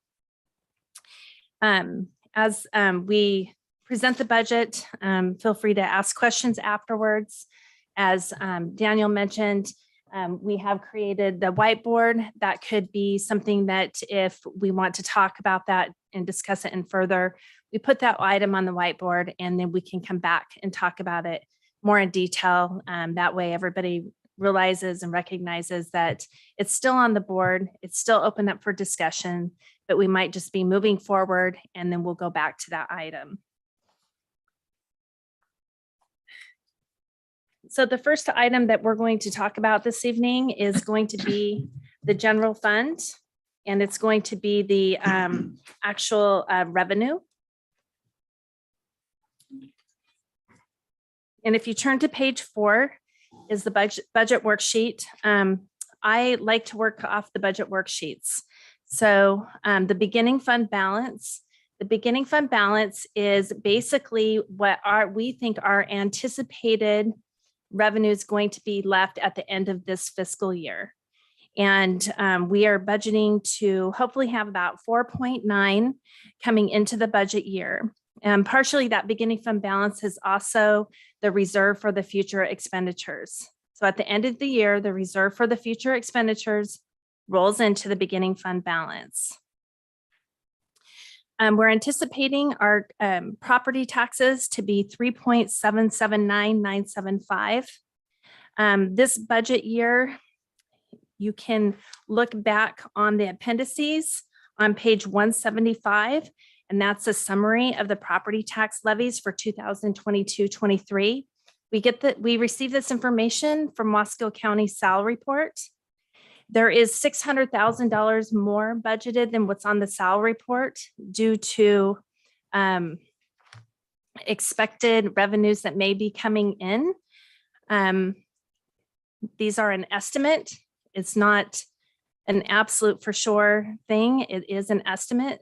So we do have more anticipated revenues that may be coming in. If they don't come in, we would have to adjust our budget to not be expendituring that $600,000. We also have our prior property taxes of $75,000. We have the electric light wave for $420,000. It's a small amount that is put in. Lightspeed network, $34,000. The Dalles disposal, $109,000, with a slight increase when they came to our budget committee meeting, or not our budget committee meeting, but one of our meetings. We're anticipating that our transient room tax dollars are going to increase this year just due to the COVID pandemic being over. Also, we have received a program that we monitor transient room tax dollars on Airbnb and Vrbo. So we expect our revenue to increase there. Wasco County plan sharing is at $12,382. We have the financial services. It's $28,550. State revenue sharing, $195,284. Marijuana tax at $214. You'll see that this number continues to decrease with the Measure 110. We're not receiving as much money as we have in the past. State liquor taxes are estimated to go up a little bit. Urban renewal dollars. This is a transfer from urban renewal for administration services. Our planning director puts this together as an estimated amount of the services that her planning department will be using. PUD intergovernmental fees are estimated to go up about $110,000. And if you turn to page 5, our enterprise zone payments, in the past, we've received $405,000. Our 2005 agreement concluded, and we should only be receiving $280,000 this year. Then we have our transfers. Our transfers are for administrative services, and they're coming from the library, the street fund, the special grant fund, special assessment fund, capital, the water utility, and wastewater. And that concludes our revenue. If I didn't touch on anything that you guys have questions on, please feel free to ask. I just try to highlight on items that I would think that you guys would be interested in. Is there any questions regarding the revenue? Yes, I have a question. Good evening. Can you explain to me, please, the transient room tax? There's 2 line items. Are we collecting on page 4, 971 in TRT, or are we collecting 1.3? We will be collecting 1.3. Okay. And that's what we're estimating to collect. We give, per an ordinance, we give $323,000 of that money to the parks. And that is, the expenditure is in the other uses, which would be on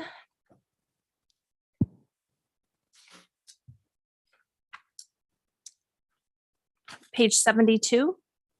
In the other uses for $323,690 out. Thank you. Mr. Runyon. I'm going to back you up to the very beginning. Okay. The $600,000 estimate was from what and how Tell me about this estimate and where the money's coming from. This is for enterprise zone money coming online. And it is an estimate that Jill Amory with Wasco County provided. It is not on the SAL report, but this is revenue that could be coming in.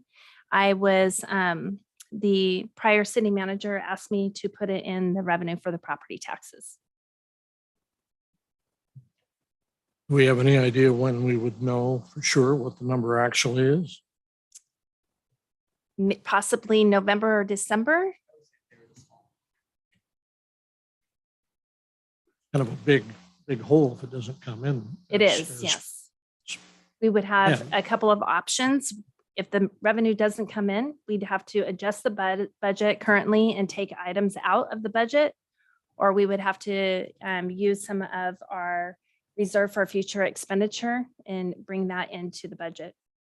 So that could very much affect some of these additional requests that we have. It would be a huge shortfall. Thank you. If I could provide a little bit of point of clarification also on the beginning fund balance. For those who haven't been through this process before, the beginning fund balance is this year's ending fund balance. We use those revenues to operate until we receive our tax revenues from the county, and that typically occurs in November timeframe. So that beginning fund balance has to make it from July to November for operating costs and personnel.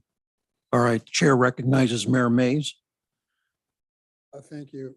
Angie, I know we had a discussion about this before. I want to follow up on Rod's question. Can you pull the mic up closer, Mayor? Thank you. Yeah, I wanted to follow up on Rod's question. The page 5, the enterprise zone payments is down because the 15-year with Google, the first phase of Google is expired, right? That's correct. Okay, so in lieu of that, we should be receiving property tax revenue, which I would have thought would have gone on page 4 at the top, the 3,779,000. Now, did we budget anything for the additional tax revenue we expect to get from Google? Yes, we did. We budgeted 600,000. Okay, but that 600,000 isn't in the general fund. It is in the general fund. It's included in the 3.779. Okay, but when you compare the revenues from what we expect to get next year with last year, it comes to $368,000. That's And I correct. recognize that there's some uncollectibles. Is that We have some $308,000 in appeals. right? Okay. So when you combine the 300,000 of appeals with the increase of 368, there's your $600,000 of additional tax revenue due to the Google Correct. coming online. Correct. Okay. How do you feel about that 308,000? Is that, you expect really to, how much of a shortfall do we get this year? We didn't get a shortfall this year. The 308,000 is I received from Jill Amory from Wasco County tax collector saying that we should not that money may not be received due to the appeal process for 2 different entities. An appeal process that we didn't have last year, Correct. apparently. Okay. Thank you.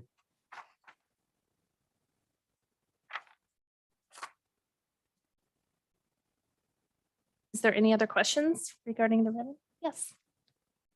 I just would like an explanation for what the PUD intergovernmental is.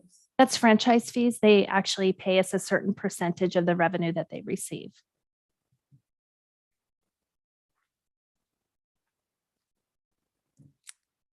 If there is no other questions on revenue, we'll move over to start on the departmental budgets.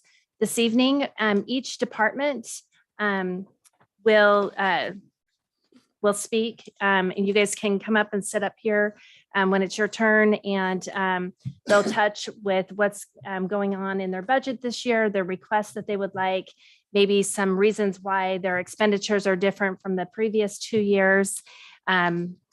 If there's any questions that they may not have,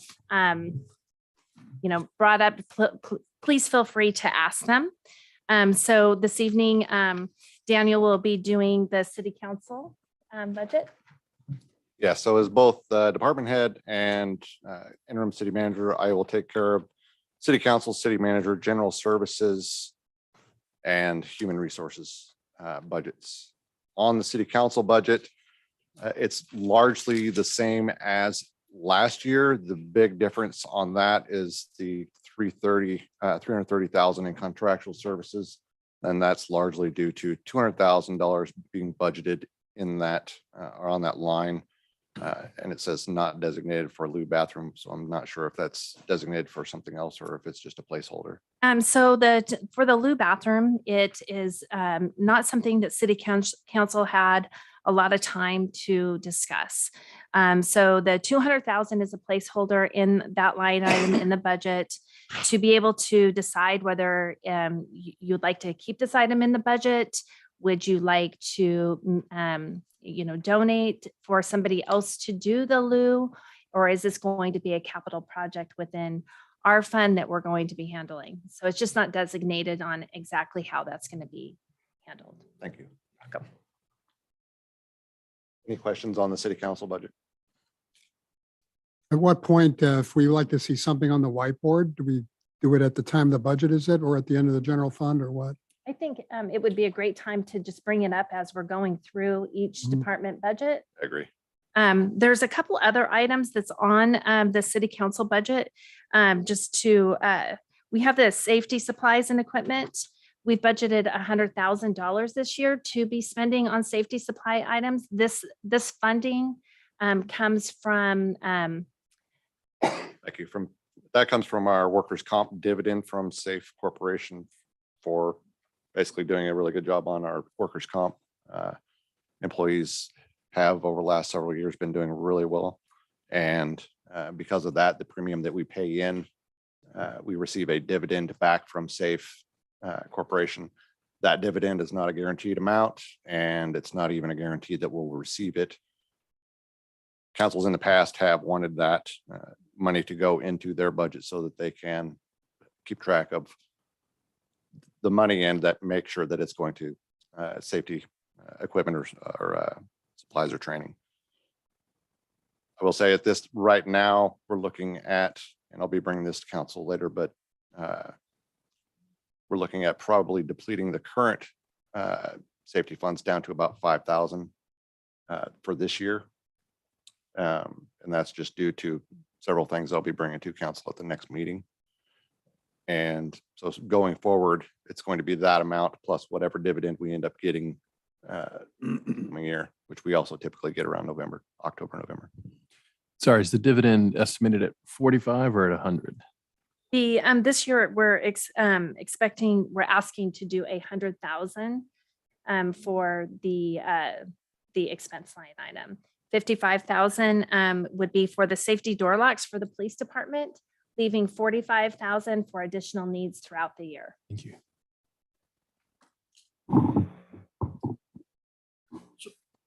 Yes. Yes, Darcy. Yes. So I know a lot of people are new on the budget committee. There's some of us who've been here before. And I just, I would like to request that we actually go over the city council budget line by line, because it is the one place in the entire budget where the budget committee has the most impact on different line items. Whether we do that now or after we go through each department is completely up to the group. But I think that there are a lot of decisions in here that's probably best not to do just as one lump. And, of course, we don't get into telling departments how they're going to spend their money or what kind of truck or whatever, but we do in general say whether or not we agree with the policy, because a budget is an indication of how we as the budget committee feel are the priorities for the city. I agree with that.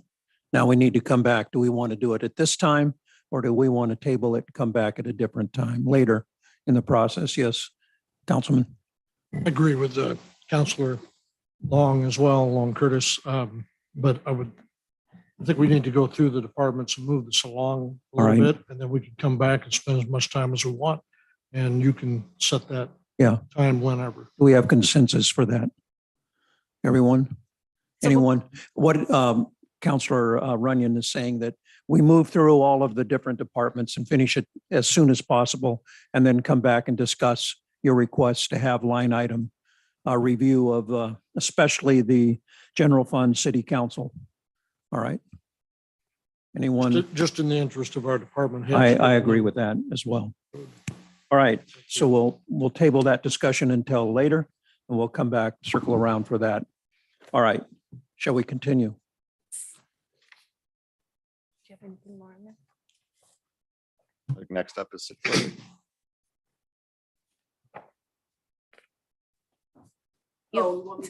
Yes. The city clerk department is super easy. It's basically the same thing every year. You'll notice this year that. You have a microphone? Do I need a microphone? Okay. As people on Zoom. Still have a couple of people on. Zoom. Yeah, we do. Sorry. The one who's always saying, get your mouth in the mic. Let's do it this way. Okay, so the city clerk's budget doesn't usually handle a whole lot of things except for the contractual services, which has to do with our codification, which is our code, our records management program, our archive social, open media, which is our live streaming, and our AV services contract for these things in this room.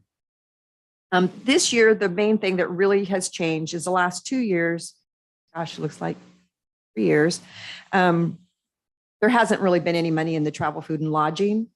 And so this year I added it all back in so that I can start going to conferences, and there's plenty of money for additional opportunities that might come up. Anybody have any questions? That was due to COVID? Yes. Okay, yes.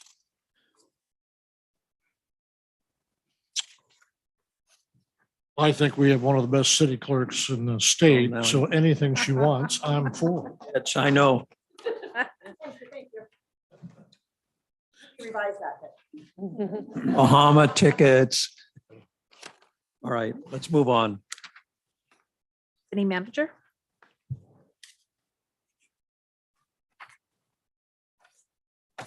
Okay, I think probably the largest change here is really going to be on the personnel services, and part of the reason that's significantly different than it was last year's, we're anticipating the city manager wanting to hire an executive assistant who then sits out at the front counter of the office between city clerk and city manager. That position has not been filled in years.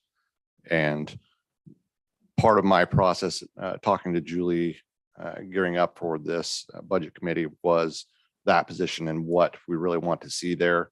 And part of that's going to be in the personnel services BIP, and it is to increase the pay step that position is at from where it currently is, compensating it for a requirement to be bilingual Spanish and English. Currently, positions that aren't required to be bilingual, if their interactions with the public, that position gets 5% bump in pay. Since this position would require that ability, we just added that to the salary base for the position. And where are you pointing me? Also in here is under assets. It's significantly different, I guess, from the last couple. Is assets less than 5,000. Those are funds to purchase new computer for the city manager coming in and for the executive secretary. I believe the one at executive secretary has probably been there for 4 or 5 years at least. So we'll be getting new computers for both of them. And unless you want specifics on details, that's what I know about the city manager's budget.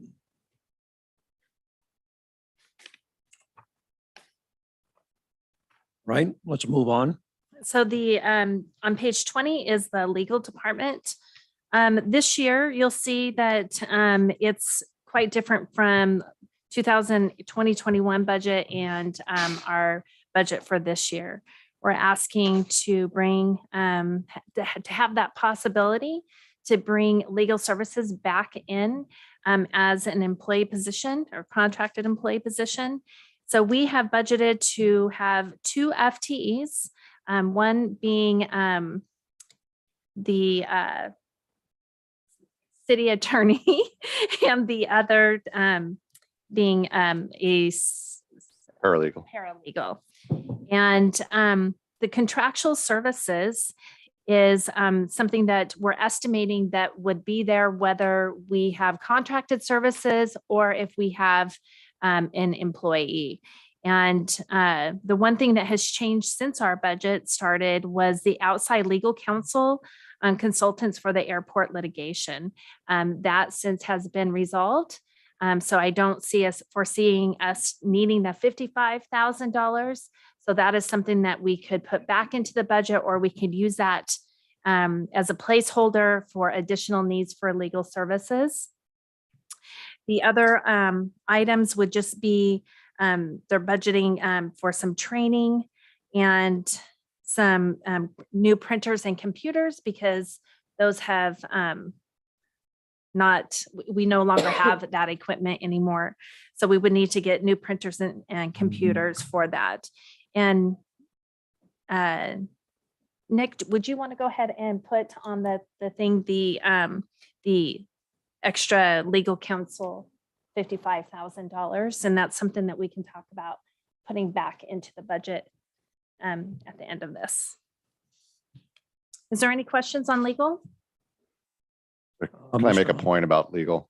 Just keep in mind that 55,000, I believe, and you can correct me if I'm wrong, but I believe we budgeted a city attorney position at 126,000. So depending on if legal services is brought back in and council negotiates with the attorney to do that work,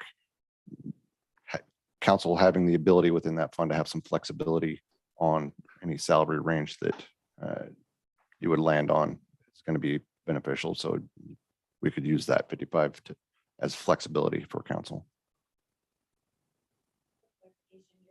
Saying that you think the budgeted amount is potentially too low? Or city attorney? Yes. Possibly.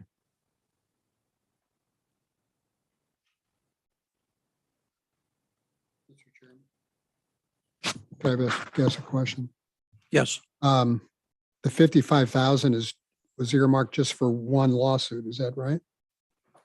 The 55,000 is, yes. Okay, and the 75,000 below it, it says public record lawsuit, That's correct. and that's specifically for one lawsuit. That's correct. Okay.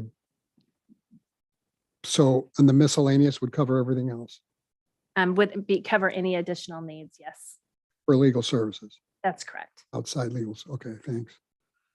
Yes. So Chair recognizes. following up on that Yes. excellent question by the mayor. So since that is a reimbursable expense, is that income is not listed as revenue in this year's budget? Is that correct? It would be a It would be- future budget. Yeah, it would be in the miscellaneous income on the public records lawsuit. Okay, so it is in revenue currently that you're Yes. expecting it to be some zero. That's Okay, correct, thank yeah. you.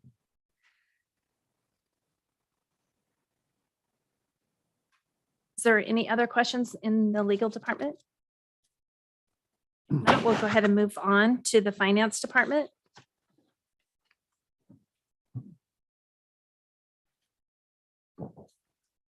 This year in the finance department, we are asking for a forecasting for financial module. This is something new. It's in $35,000 for the contractual services.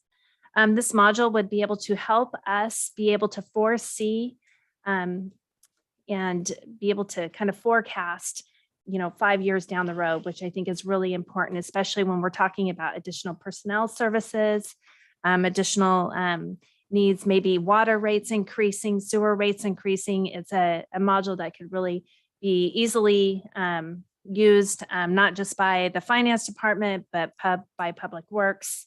And so we're asking for that need. The accounting advisory services, this is something that we budget for every year. It's for the GASB 75 for OPEB. If we have to have a evaluation, it could amount to that. Typically in the past, it has not. That money goes into the ending fund balance, which goes back into the beginning fund balance. We are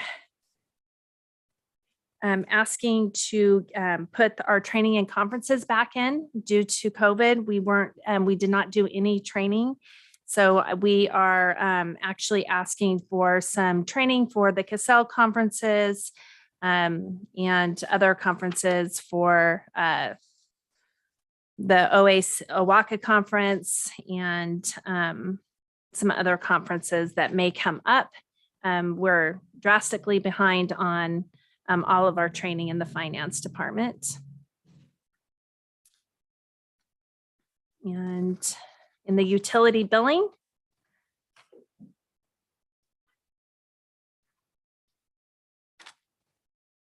again, we haven't had training and conferences or travel, food, and lodging over the last 2 years. So we're asking to have a little bit of that to come back in for front office staff to do some training and conferences and to get caught up. We have some front desk and utility billing desk printers that need to be replaced, printer and check scanner that will need to be replaced, and 2 front desk window tempered glass and adequate transition openings to be updated. And that's what I have for finance and utility. Does anybody have any questions regarding those departments? If not, I'll move to the judicial. Actually, sorry, I do. Oh, sorry. Yeah, speak to just a minute to the module you mentioned, the forecasting. That's software? It would be software. Is that an annual fee? Is that a subscription fee or is that an acquisition fee? There would be a fee to get it started, and then there would be an annual fee. I have done a couple of presentations. I'm not even sure if that would cover the whole thing or not. If not, we wouldn't do it. But hopefully we could find a program. I've spoke with Marina and Company. They're our prior auditors. They feel comfortable with building us something that could be adequate to that amount. And that's where that number came from. I also went through NeoGov, which was quite a bit higher than that, and another company that was higher than that. So I went with the lowest amount, hoping that that would be able to give us something that would be very helpful for us. Thanks. If you turn to page 31, this is our judicial department. So a few years ago, our judicial department back in 1920 was ran out of the legal department, and we moved it over, and we only do municipal court through there now, and we contract our services out to Wasco County. Right now, we're at Contractual Services. We have a 3% increase annually. This year, the annual increase is $87,419 for Contractual Services. We also have $8,500 to Western Collections for delinquent account services. I have some training in there for the OWACA conference, and the Viacom video conference is on the 5-year plan to be replaced, and the court clerk laptop, if needed, is on there. Does anyone have any questions regarding the judicial? Is our arrangement with the contractual services for the 87,000 being evaluated? That was something that was originally started to be evaluated by the current city manager, and that was put on hold for this budget year. We have 6 months to report if we are going to change that. So I think that that's something that Matthew Cleaves, our new city manager, can look at on whether he would like to continue that contractual services or if there's needs that need to be changed for this next year. Yes. I would just say that agreement kind of leads into part of why staff feel it's helpful to have an in-house attorney, because our attorney is with the firm that also represents the county. We had a conflict, and in order for me to get any legal advice, I had to go out to another attorney to get input from them. And I had a letter drafted up, and we have to let the county know by December 31st of that year if we intend to cancel the contract by July 1. And there's no provision in the agreement to modify or amend the agreement, which if we're gonna have an agreement, I really think we should have an ability to amend it at some point.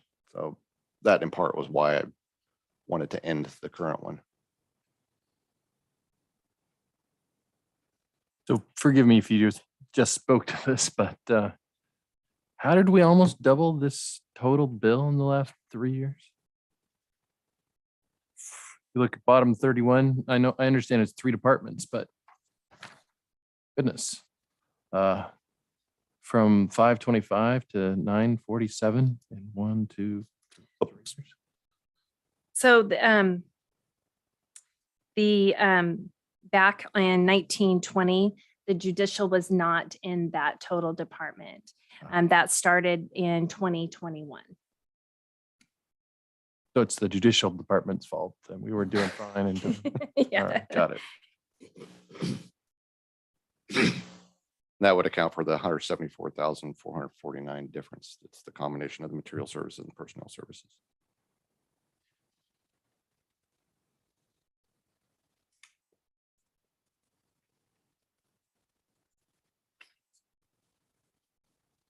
Any other questions? Just to repeat, you said a moment ago about there was no clause in the contract, do what we want to do. Did we have an attorney to look at it? Yes, we did. Oh, well, when it was drafted, I have no idea. I would assume so, but We can, how soon do we have to do this? We have to give them 6 months. So it should be something that should, be looked at as we get into the new budget year. So at this point, we would continue in the same vein until the end of the year, assuming the council goes along with the change. correct. And I believe it actually stipulates in the agreement with the county that the agreement terminates on July, which would require the notice 6 months prior. So if we gave notice today, it's still not going to end until July 1 of 2023. 2023. Sure. Thank you. Right, let's go ahead and move on, apparently. Next is personnel services. This is the HR budget. A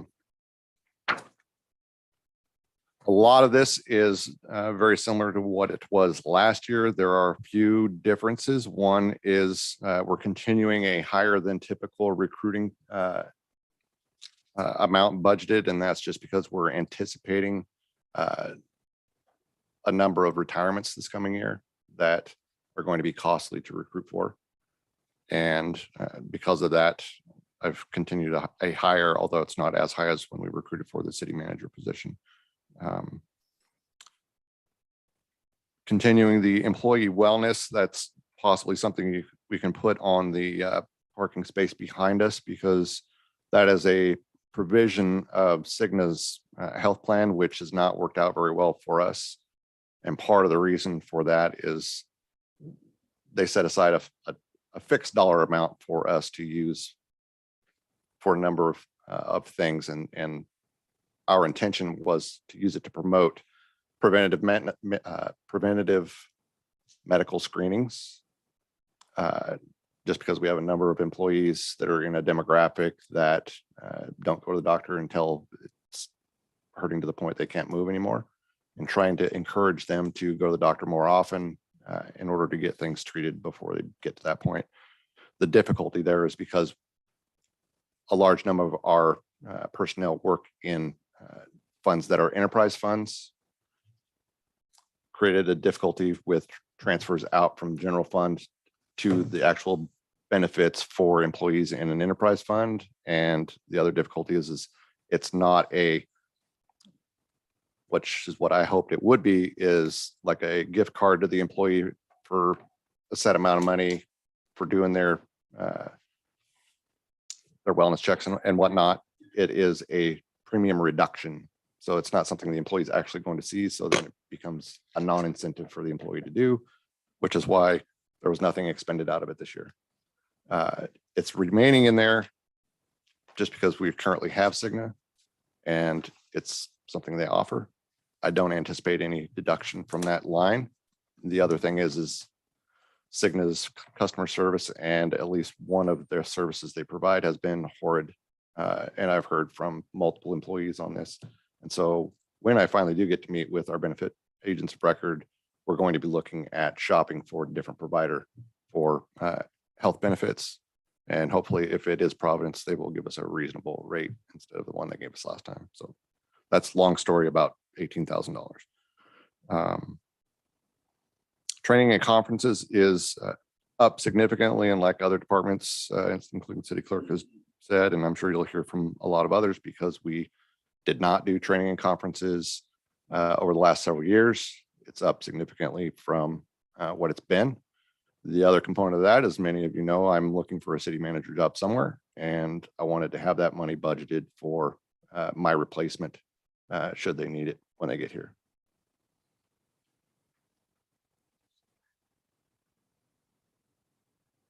Oh, yeah, thank you. The other thing that's budgeted in here for training and conferences is a company in Portland called Executive Forums provides a number of training opportunities, and we've used them for entry-level supervisors, and they've called it a Step Up program, and it's been highly favorably received by the personnel that have gone through it, as well as their department heads.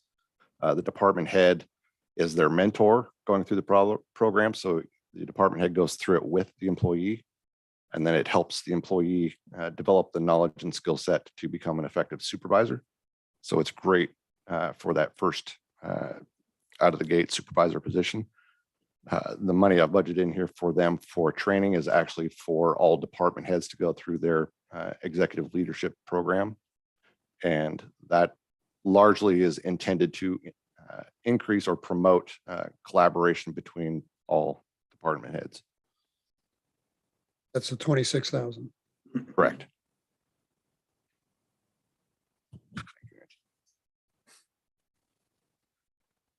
And then the safety supplies and equipment, this is different from the one that is budgeted in city council's budget. This is not coming from safe dividends. This is just coming out of our general fund revenue. And some of the pieces in there, the hazard communication program is for hazmat for public works and general services. So the chemicals and everything they use, it provides an electronic version of what most of you might remember if you're ever in industry where you had a MSDS book. It's a digitized version of that. It's now called SDS. Safety mats at the police department are budgeted in here. They are mats that we put in last year. We started out on a trial service to see how well they would work, just because it was slippery on the garage floor if the officers came in from the snow and stepped on a slick concrete floor that could be dangerous. So we got these mats from the folks that bring us our rugs in the hallway, and the mats work great. All the officers said that it really helped them prevent them from slipping and falling. So we're continuing to pay for those at the police department out of this line, my budget. And then N95s, it seems kind of silly, I know, after getting through the COVID and having all these face masks. But when we get fire season, the N95s are really the only ones that are going to be effective against the smoke. KN95s are just not rated well for that type of thing. And then the noise deciometer is a request from the safety officer, as well as the first aid kit renewal. And we've got some the AED battery replacement and pads, and iWash Station 1 for the police station, which I think the plan was to put it in the parking garage next to the man door going into the department, and then one each for the general service trucks so that they've got them out in the field. Should they get something in their eyes, they've got an iWash station right there. And then the hearing conservation is testing that is conducted annually for the police department, public works, and general services.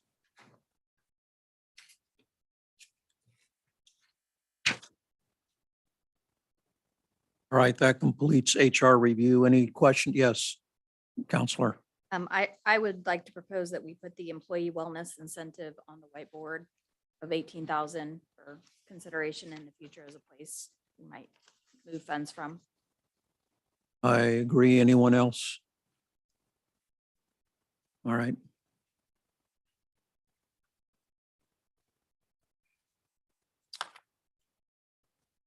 All right.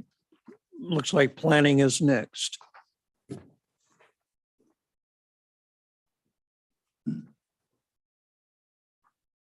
Evening, Chair and members of the Budget Committee.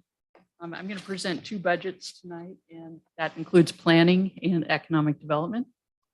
So planning services, just in a nutshell, for those of you that are new, we provide development permitting. That's called current planning services.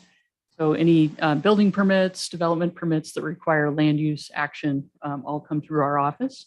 Long range planning, that includes maintaining our city's comprehensive plan for consistency with state law and maintaining the city council goals and planning commission goals, and just making sure that we're keeping up with all of the demands from all of those bodies. So we also manage the very important historic preservation program. We're one of the oldest cities in Oregon, so we have quite a bit of historic inventory in our city, and that's an important program. And then some other services that you see listed here, we have urban renewal and economic development. Those are handled under different budgets, but the services are all provided in the community development department. So moving on to the budget, this is a very status quo budget for the planning this year.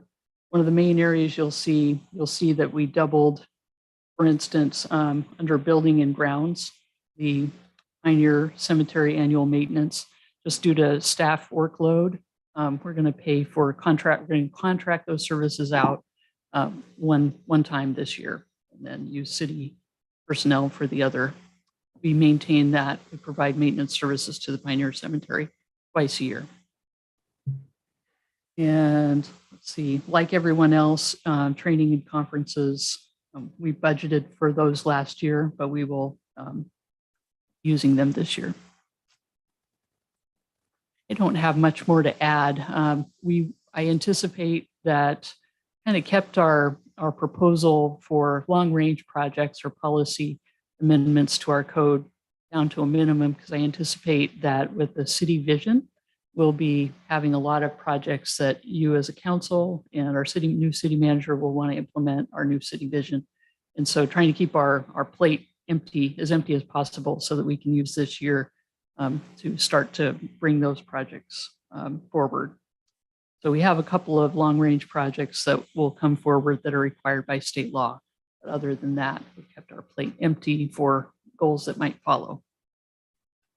With that, I'm ready to take any questions, but also move on to the.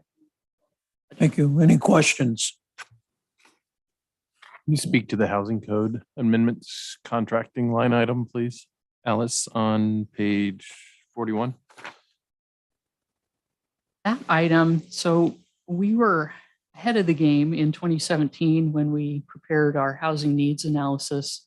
What didn't happen is we didn't actually adopt it. We took it as far as possible, and I wasn't here at the time, so I don't know why that didn't happen, but we didn't adopt the plan. And now, since that time, in state law requires that all communities do what we already had done. And so we're on the hook to update our plan by 2025. It's written into state law that the Dalles, every community has a year associated with it. So what we want to do is we want to take the 2017 plan and update it with new demographics, new information, a little bit of change. But primarily, the intent is to adopt what we already did in 2017, a few refinements and new demographic information.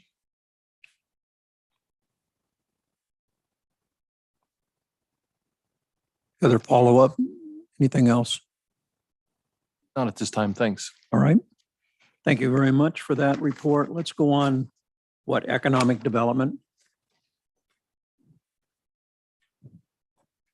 This Economic Development Fund is, we have two line items, two primary areas of funding for under contractual services. One is the Main Street program, and that is proposed at last year's amount, which is $25,000. And as you heard in the testimony at the beginning of the meeting, there's a request to increase that funding amount. We also have what's called the Economic Opportunities Study Business Retention Strategies. That's really a placeholder. So if there is a special project that comes up where we want to do something to implement the city vision or anything else relating to economic development, we can do that with those funds. We did not use those funds this past fiscal year. They're there and available if we want to do something this next fiscal year.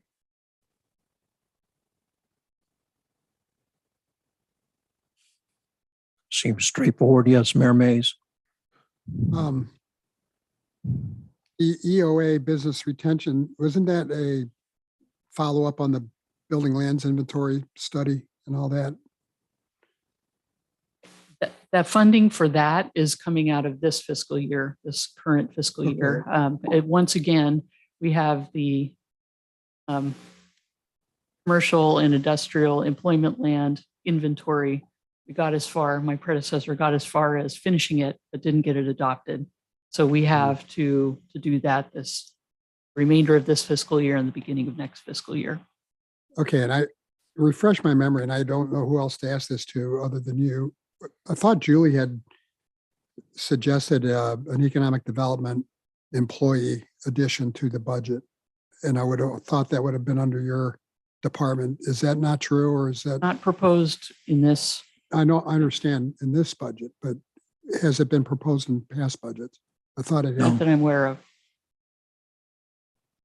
Okay.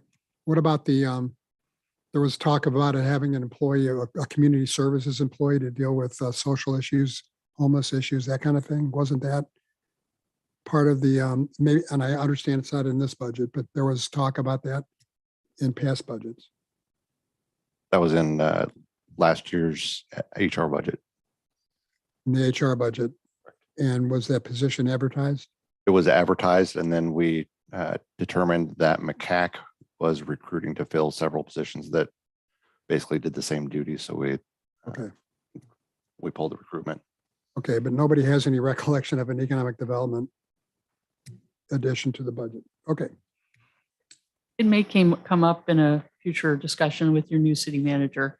There may be, I mean, a few of you have asked me since I've been here about what's our vision for economic development. And I've said, I usually await the city manager to give me some vision. I think what's exciting is this new community vision may guide some of that. And there may be some new momentum and excitement about some key projects that relate to economic development. So I anticipate our city manager may be talking to you more about that in the future. Thank you.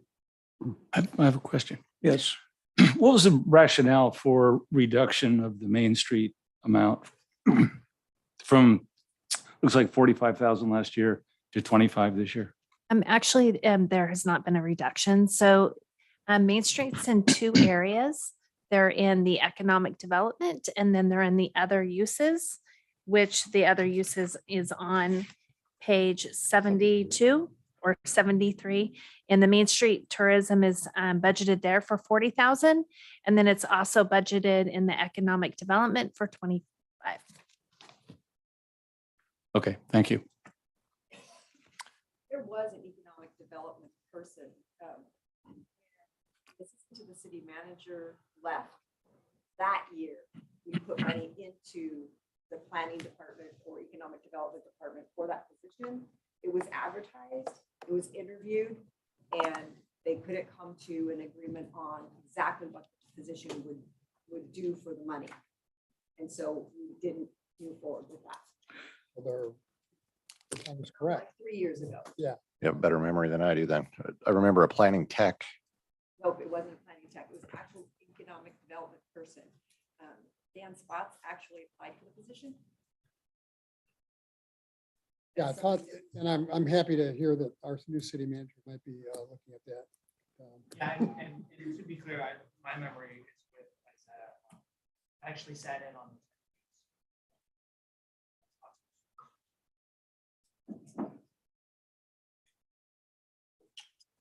Okay, any other discussion on this? We are looking at 7:35, 7:36. That gives us about 25 minutes to conclude, and we're going into the police section, I believe, and that's a long one. Can we get this in the next 25 minutes? Chief? They're pretty good. They can do it. All right. Chief Worthy. And Captain Carrico. Thank you, everyone, and good afternoon or good evening now. It's a pleasure to present to you this balanced budget for the City of the Dalles Police Department. I'll start off by directing you to the police tab in your binder if you're looking at that. And on page 49, you can see an overview of what the police department services are for the City of the Dalles. Then just in way of opening comments, I'll tell you what this budget is not. It's not ambitious, it's not greedy, and it's not super bloated by any means. It lives within our means, and it presents a business plan for the police department that meets the needs of the city, keeps the city safe, and moves us forward as an agency. So I'll highlight a few items that might be of interest to you. Of course, regular salaries for 2.31 million is the lion's share of our budget, which is largely outside the control of the police administration. The police contract is in negotiations with the city right now. And our overtime budget is 129,000 proposed for this budget, which might seem large, but when you recognize the requirements that the city be protected 24/7, 365, and officers are required to go to court on their days off, they're compensated for that accordingly. It's not large and it's not a big growth over prior years. Moving down to contractual services, if you'll follow along in the blue. Contractual services, we do have a new lease coming up for our GTAC in-car computers. Our officers communicate with dispatch and each other. They receive calls for service and check available information via their in-car computer. And our lease for that was up with GTAC Computing, which was negotiated for a new lease to the term of $28,100, which is a small increase. Of course, that lease did change the form factor of those devices, which is going to require some other costs down the road. You know how technology is. They change a plug, you have to change other stuff. So we'll talk about that too. If anybody didn't know, we share expenses with Wasco County for the 911 communications center here in town. So the $238,275 listed under Wasco County Communications is the City of the Dalles share, and they break that up by calls for service. And us being a busy department, we pay a large share of that agreement. Anybody wants to talk about the garbage bill or the water or sewer charge, those are largely unchanged. But I mentioned the GTAC computing change. If you look down under vehicle maintenance, there is a line for 4,400 for new docks. That's the place where the computers snap into the car, receive their connectivity and their power while they're mobile, and allow the officers to interact with that computer. So those had to be replaced as well, and that's reflected there. But we do continue to have training and conferences. That's been mentioned in some of the other department presentations, and we didn't stop on that. We have required training and conferences as well for our staff above and beyond the core or in-service training that's required within the department. Moving on, we do have 3 BIPs in the book, which are listed in the back. If anybody hasn't flipped back to look at those yet. And the first one is for our CERT team, which is our equivalency of a SWAT team. You might know it. It's an emergency reaction team for tactical headsets. Those are devices much akin to like what you might see a firefighter wearing when they're driving the big trucks. We have the same problem when we're driving our big rescue vehicle. It's noisy and they need to communicate. And in a crisis situation, the first casualty is always communication. This is a small step in the right direction for helping them at least understand, hear what's being said to them. That's further explained in the BIP there as well.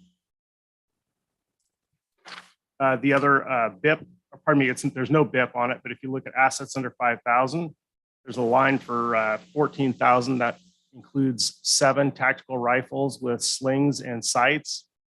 There was discussion earlier in the year as to possibly placing that expense under safety supplies, and it just didn't fit right for me. It didn't land for me to be in safety funds.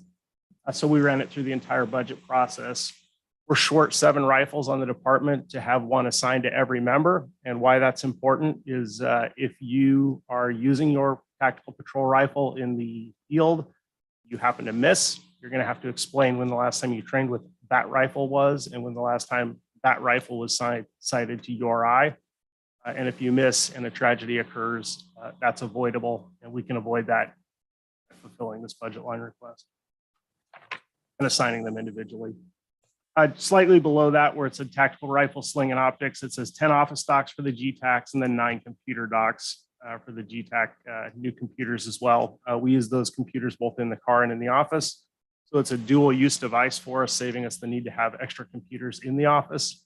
They bring them in, snap them in, and bring it up on an additional screen in the office. That's what the office docks are about. And the in-car docks are the ones, like I mentioned before, that roll around with the Star Patrol cars. And then lastly, I wanted to point out our UAV request for 10,000. There is a BIP included with that. And if anybody doesn't speak that language, UAV is a drone. It allows us to go into dangerous situations, look and see what's happening, deliver water or a life jacket if somebody happens to go off the bridge or crash a boat. It's a trend in law enforcement that's moving forward. Other agencies in the region have them. And in this case, the 10,000 line item to me is far less concerning than the expectations of the privacy of the public, for which tight policy and procedures would need to be established around that, as well as training through the FAA to make sure that the drone is used appropriately and correctly. And I'm happy to take questions on the police budget, and I have 2 more to go. Yes, Councilor Runyon. Just real quick on the drone, will you have multiple officers trained on its use, or how will you handle that? Yes, sir, we will. And every operator will need to be certified through the FAA, as well as a training course, like in everything, to operate that per their established rules and guidelines. I'm not going to fly it. In years past, we had a communication problem with, there were dead zones in communication. Have we solved that issue? So that's a radio question, and largely, yes, our radios work within the city. However, the system that we have, this portable radio right here, is antiquated and it's running on an analog signal. Most of the modern radio systems out there are digital. Digital radios allow a lot of other functionality within the device, including carrying a GPS location within the actual device itself, as well as encryption or delay of radio traffic. We want to be transparent. We want to be open with our public and allow them to listen to our operations, but maybe not in that moment when we're actually taking care of a police-related matter. So to answer your question, it's yes and no. It's working as well as an analog system can. Do we have a plan to include a digital system in the future? The Sheriff's Department's out for a study on digital radios into the county, and that's going to be a bellwether on whether we can proceed, because as you know, we collaborate with the 911 community. Thank you. Any other questions for police and the budget? I have a couple of brief ones, Mr. Chairman. Chief, thanks for being here, both of you this evening. Page 53, office phone system 15.5. Was this, you just refresh my memory on that. I thought there was an office phone system being replaced. Is this a carryover from last year, or? Some of it is, and some of it is not. Yeah, if you look at those line items that say CenturyLink on them, those are the legacy system. We had a 21 or 22-year-old phone system at the police department, which was failing and unsupported. Frankly, we couldn't get parts or replacements for it, and it's very antiquated in its functionality. We replaced that with a Nextivia phone system, which is a modern tier 1 VoIP system, which means voice over internet protocol. It basically turns your computer lines into your phone lines. That system was, the initial implementation cost was absorbed in our current budget. The ongoing run forward cost is included here.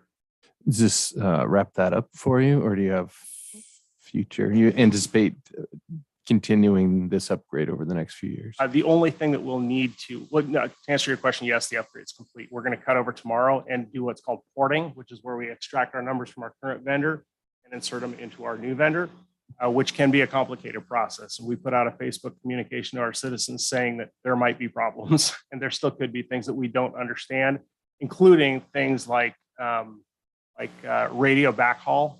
There's a couple of phone numbers that do that for us, that turn our analog signal into basically a phone call into the dispatch center.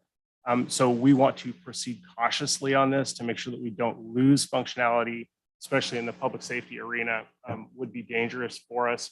But the implementation fee has been paid. This is a small line item, but what's with the MRAP paint line item? So MRAP is our armored rescue vehicle that we have at the police department. It's painted like a military vehicle right now. We'd like to make it look like a civilian law enforcement vehicle. Thanks, Chief. If just a quick question on the difference between the two different phone systems from last year to this year, we're looking at about a $14,700 cost savings from what you have budgeted to what the actual costs are projected to be.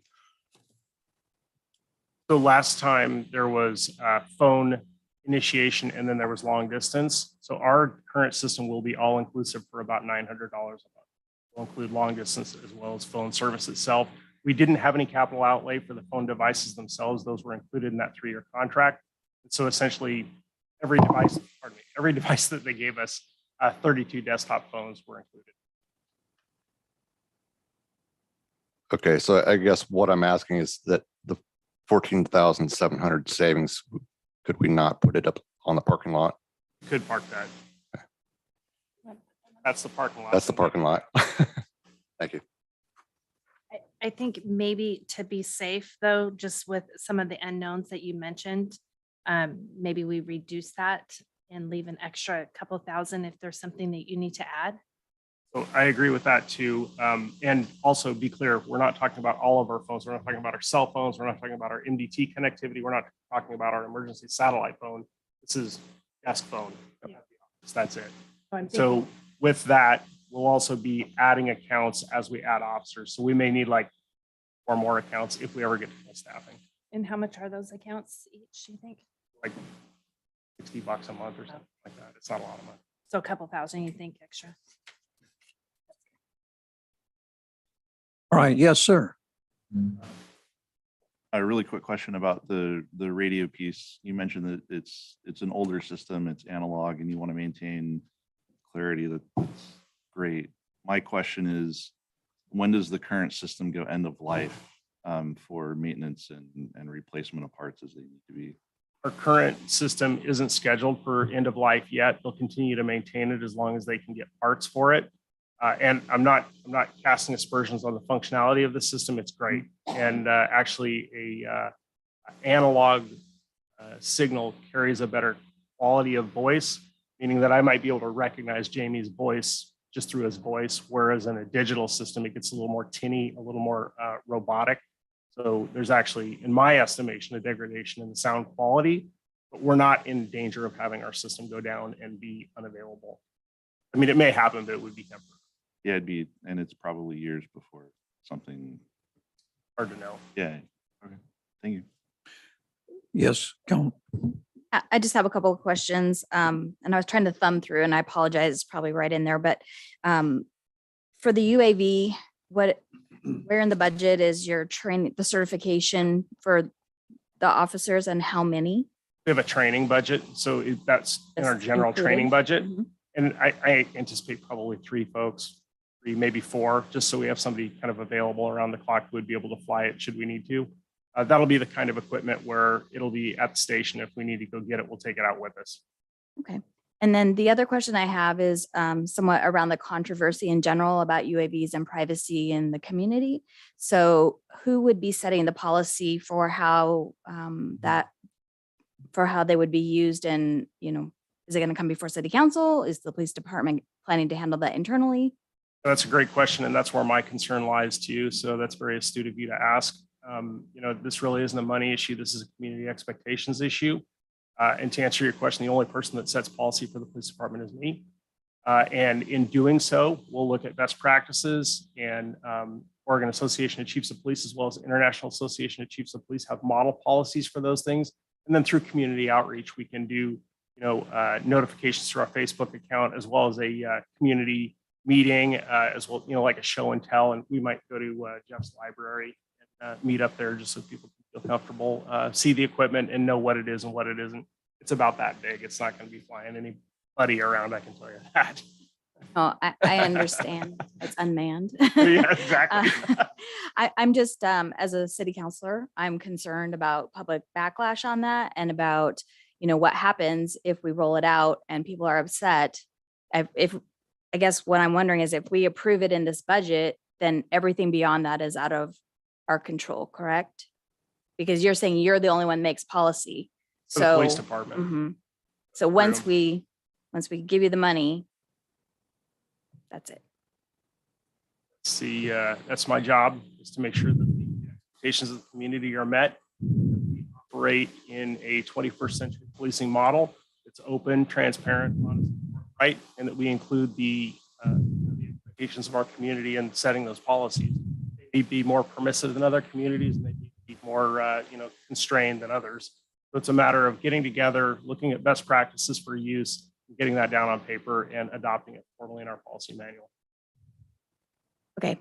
And so one more thing and then you can, sorry. All right. So you're pretty new and I'm pretty new because of COVID. We haven't met, and I'm a huge supporter of law enforcement and anything that helps our men and women in uniform get home at the end of the night. But I am just asking some really serious questions about this, because I feel like this may actually be a policy issue for city council to approve whether or not, as a council, we approve the use specifically of a drone in the community.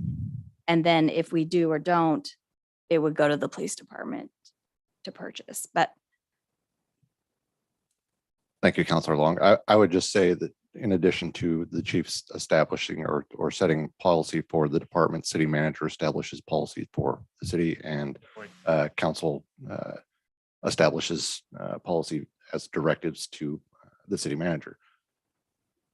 If it's council's preference, what we could do is have the police department draft a policy and then bring that to council as an ordinance or a resolution, excuse me. And then that way you would have the opportunity to, one, review the policy and determine whether or not it's something you want to proceed with or have it amended. can we just add that to the board as something to discuss, and thinking that maybe some caveats or a way to handle, because if we put the money in the budget, and that's my point, is like, is that the done deal, or is there a way to say we want to hold space in the budget for that if the city council approves of it later, sort of like the Lou?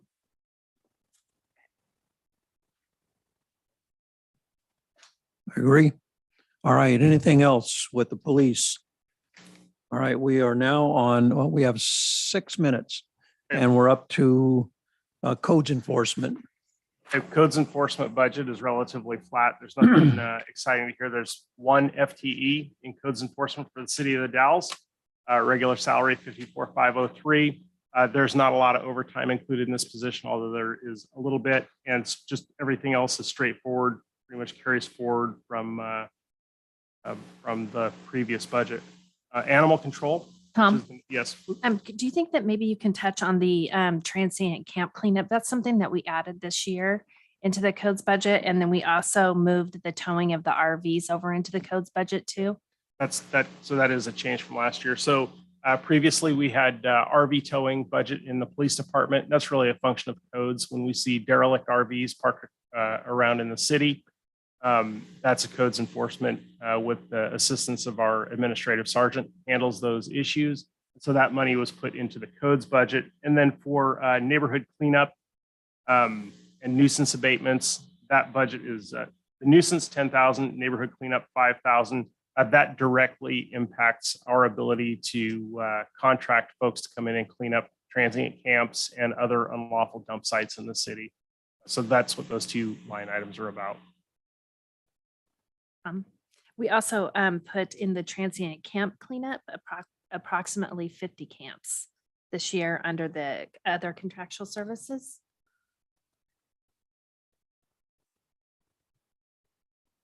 Sorry about that. 25,000 for other camp cleanups. And that's estimated 50 camps. We could go clean up 50 camps today. They're definitely out there, and we do that as a call-in nuisance sort of abatement process through codes, and there's no lack of work. Do you have an idea where we stand currently on the number of camps that we've identified? Yeah, I mean, I could get you identified pending cleanup or identified that we have cleaned up. Well, both pending and what we have done in the past. I mean, there's multiple camps out there to clean up now. There's no doubt about Right. that, but we're letting the complaints drive that. When people call them in, we're not out proactively searching for that work. It comes to us plenty.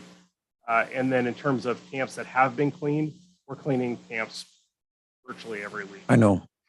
And other agencies, Parks and Rec, are also contributing. Yeah, so that's the key to codes enforcement, is understanding who the property owner is and who's liable for those cleanups, and whether it be private property, Parks and Rec, port property, or City of the Dalles. Other questions? All right, let's move on to animal control.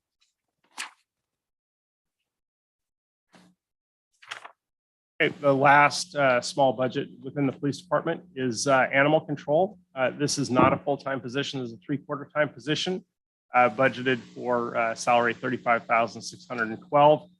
The only thing of interest in here really under assets less than 5,000 is thankfully in the last budget, the city council bought us a net capture device. It's kind of like a net gun. And we got the large one for large dogs, since those are the dangerous dogs. And then all the small dogs keep running through the loops of the net. So this is a small dog catch gun too. I'm told it's needed, so it's on there for $1,500. And then also some various expendable items such as the charges for it and weights and nets and stuff like that. But this budget's relatively flat, especially in light of it's only a three-quarter-time position. We have an opening there right now. Is that Sure, right? we do. That's one thing that we did add a little bit of money in. This is for uniforms for the dog catcher. They wear a similar uniform to the police department, only in green. And we have recruited for that position, and the new animal control officer is starting imminently. Starting what? Imminently. Oh, great. It's a little easier to hire one of those than. There's only one other thing I don't see on here, and that's possible replacement of the current vehicle that they're using. It's quite outdated and probably end of life. And do we have, go ahead. That was an item of discussion in the development of this budget, and it wasn't straightforward. We do have repairs put in there. If you've seen our dog truck around town, it's quite outdated and small. And the thing about that bothers me more than anything is not that it's old, but that it doesn't air condition the dogs that are captured in there. So if my instructions to the animal control officer are, if it's too hot and you have dogs and you get a flat tire, just let them go. I'd rather have dogs running around town than dying in our care or custody. So that's one thing for future consideration would be a replacement vehicle with a proper dog, or I guess animal capture facility. Is that something that we could include in the whiteboard to discuss? I think it's appropriate that we identify that. Do you have an estimate, Chief, for what that replacement might be? Yeah, we looked at those. We could get by with just basic pickup truck. We'd have to do some retrofitting for it, an actual manufactured, purpose-built, I guess you'd call it cab or a canopy for it for the back that includes animal air conditioning and I assume heating in the winter too. It's like $16,000. They're quite expensive. Even if and I looked on eBay to try and find a used one, and you can't even find a used one out there. The closest I could find was like a dog musher box. So that's just for the sort of climate control portion. That's mostly it. Yeah. And, we've discussed some ways to try and, rig some sort of an air conditioner in there, or at least some fans. That might be way more feasible than an actual purpose-built box, but they're quite expensive. What's your thought on whether you have enough work to bump that position up to full-time? I do think that and I did provide a memorandum with all of our statistics on that. We get numerous dog calls throughout the day and into the evening. When we don't have an animal control officer present, we send sworn police officers out to do that work to the best that they can. And the stray dogs run away from us. I think that we certainly could support it in terms of work, and also recruiting for that position would be a lot easier if it was full-time. In a 3/4 time position to try and live in the Dalles and support yourself or a family would be challenging. Given that you've just filled that position, do you feel that that would be appropriate? Do you feel the person taking that job would be? I think it's his intention to use it as a stepping stone into our profession. Yeah. Can we put a number for that on the board, please? On the whiteboard? I think because I asked Angie, it was ballpark $22,000. 28. Thank you. Total employment cost. Okay. It is, and it also includes like the increase on the food incident.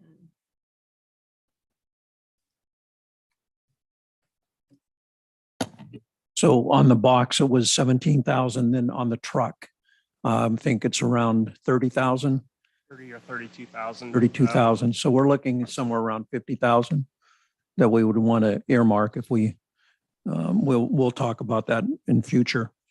All right. Are there other questions related to codes enforcement? Hearing none. All right. We're up to we're up to general services. However, we've also extended past the 8 o'clock magic hour. So it's been a long evening. What's your preferences? All right. Everyone agrees. So we have a lot of territory to cover. And then we have the debates on what we're going to include in our budget and those things that we're going to have to modify to make it fit. So that's going to be the contentious part of this proceeding. So do we have anything that come before us tonight? Then this meeting is adjourned. Yes. It's not adjourned, it's recessed. Oh, excuse me. I stand corrected again. It's in recess. All right. Everybody loves recess. Thank you, Izetta. You think that the former teacher would have get? Tomorrow I won't be here first. Right. Thanks for letting me know. Me too. But like we are getting into things like the animal control, whether or not, and that really. Should I express? Then my opinion about these things? you let 'em off easy. I mean, I have questions about We some can things. debate it later. Brown. But in terms of. Yeah, I think 8 o'clock's enough. Oh, yeah, it's a great idea. Do I say? Yeah, and it's kind of it's like a fine line. Determines what they want. If the chief doesn't want a full-time. But I mean, Oh, that's true. No, not even close. I'll wait up. I'm gonna stand there. I'm gonna go talk to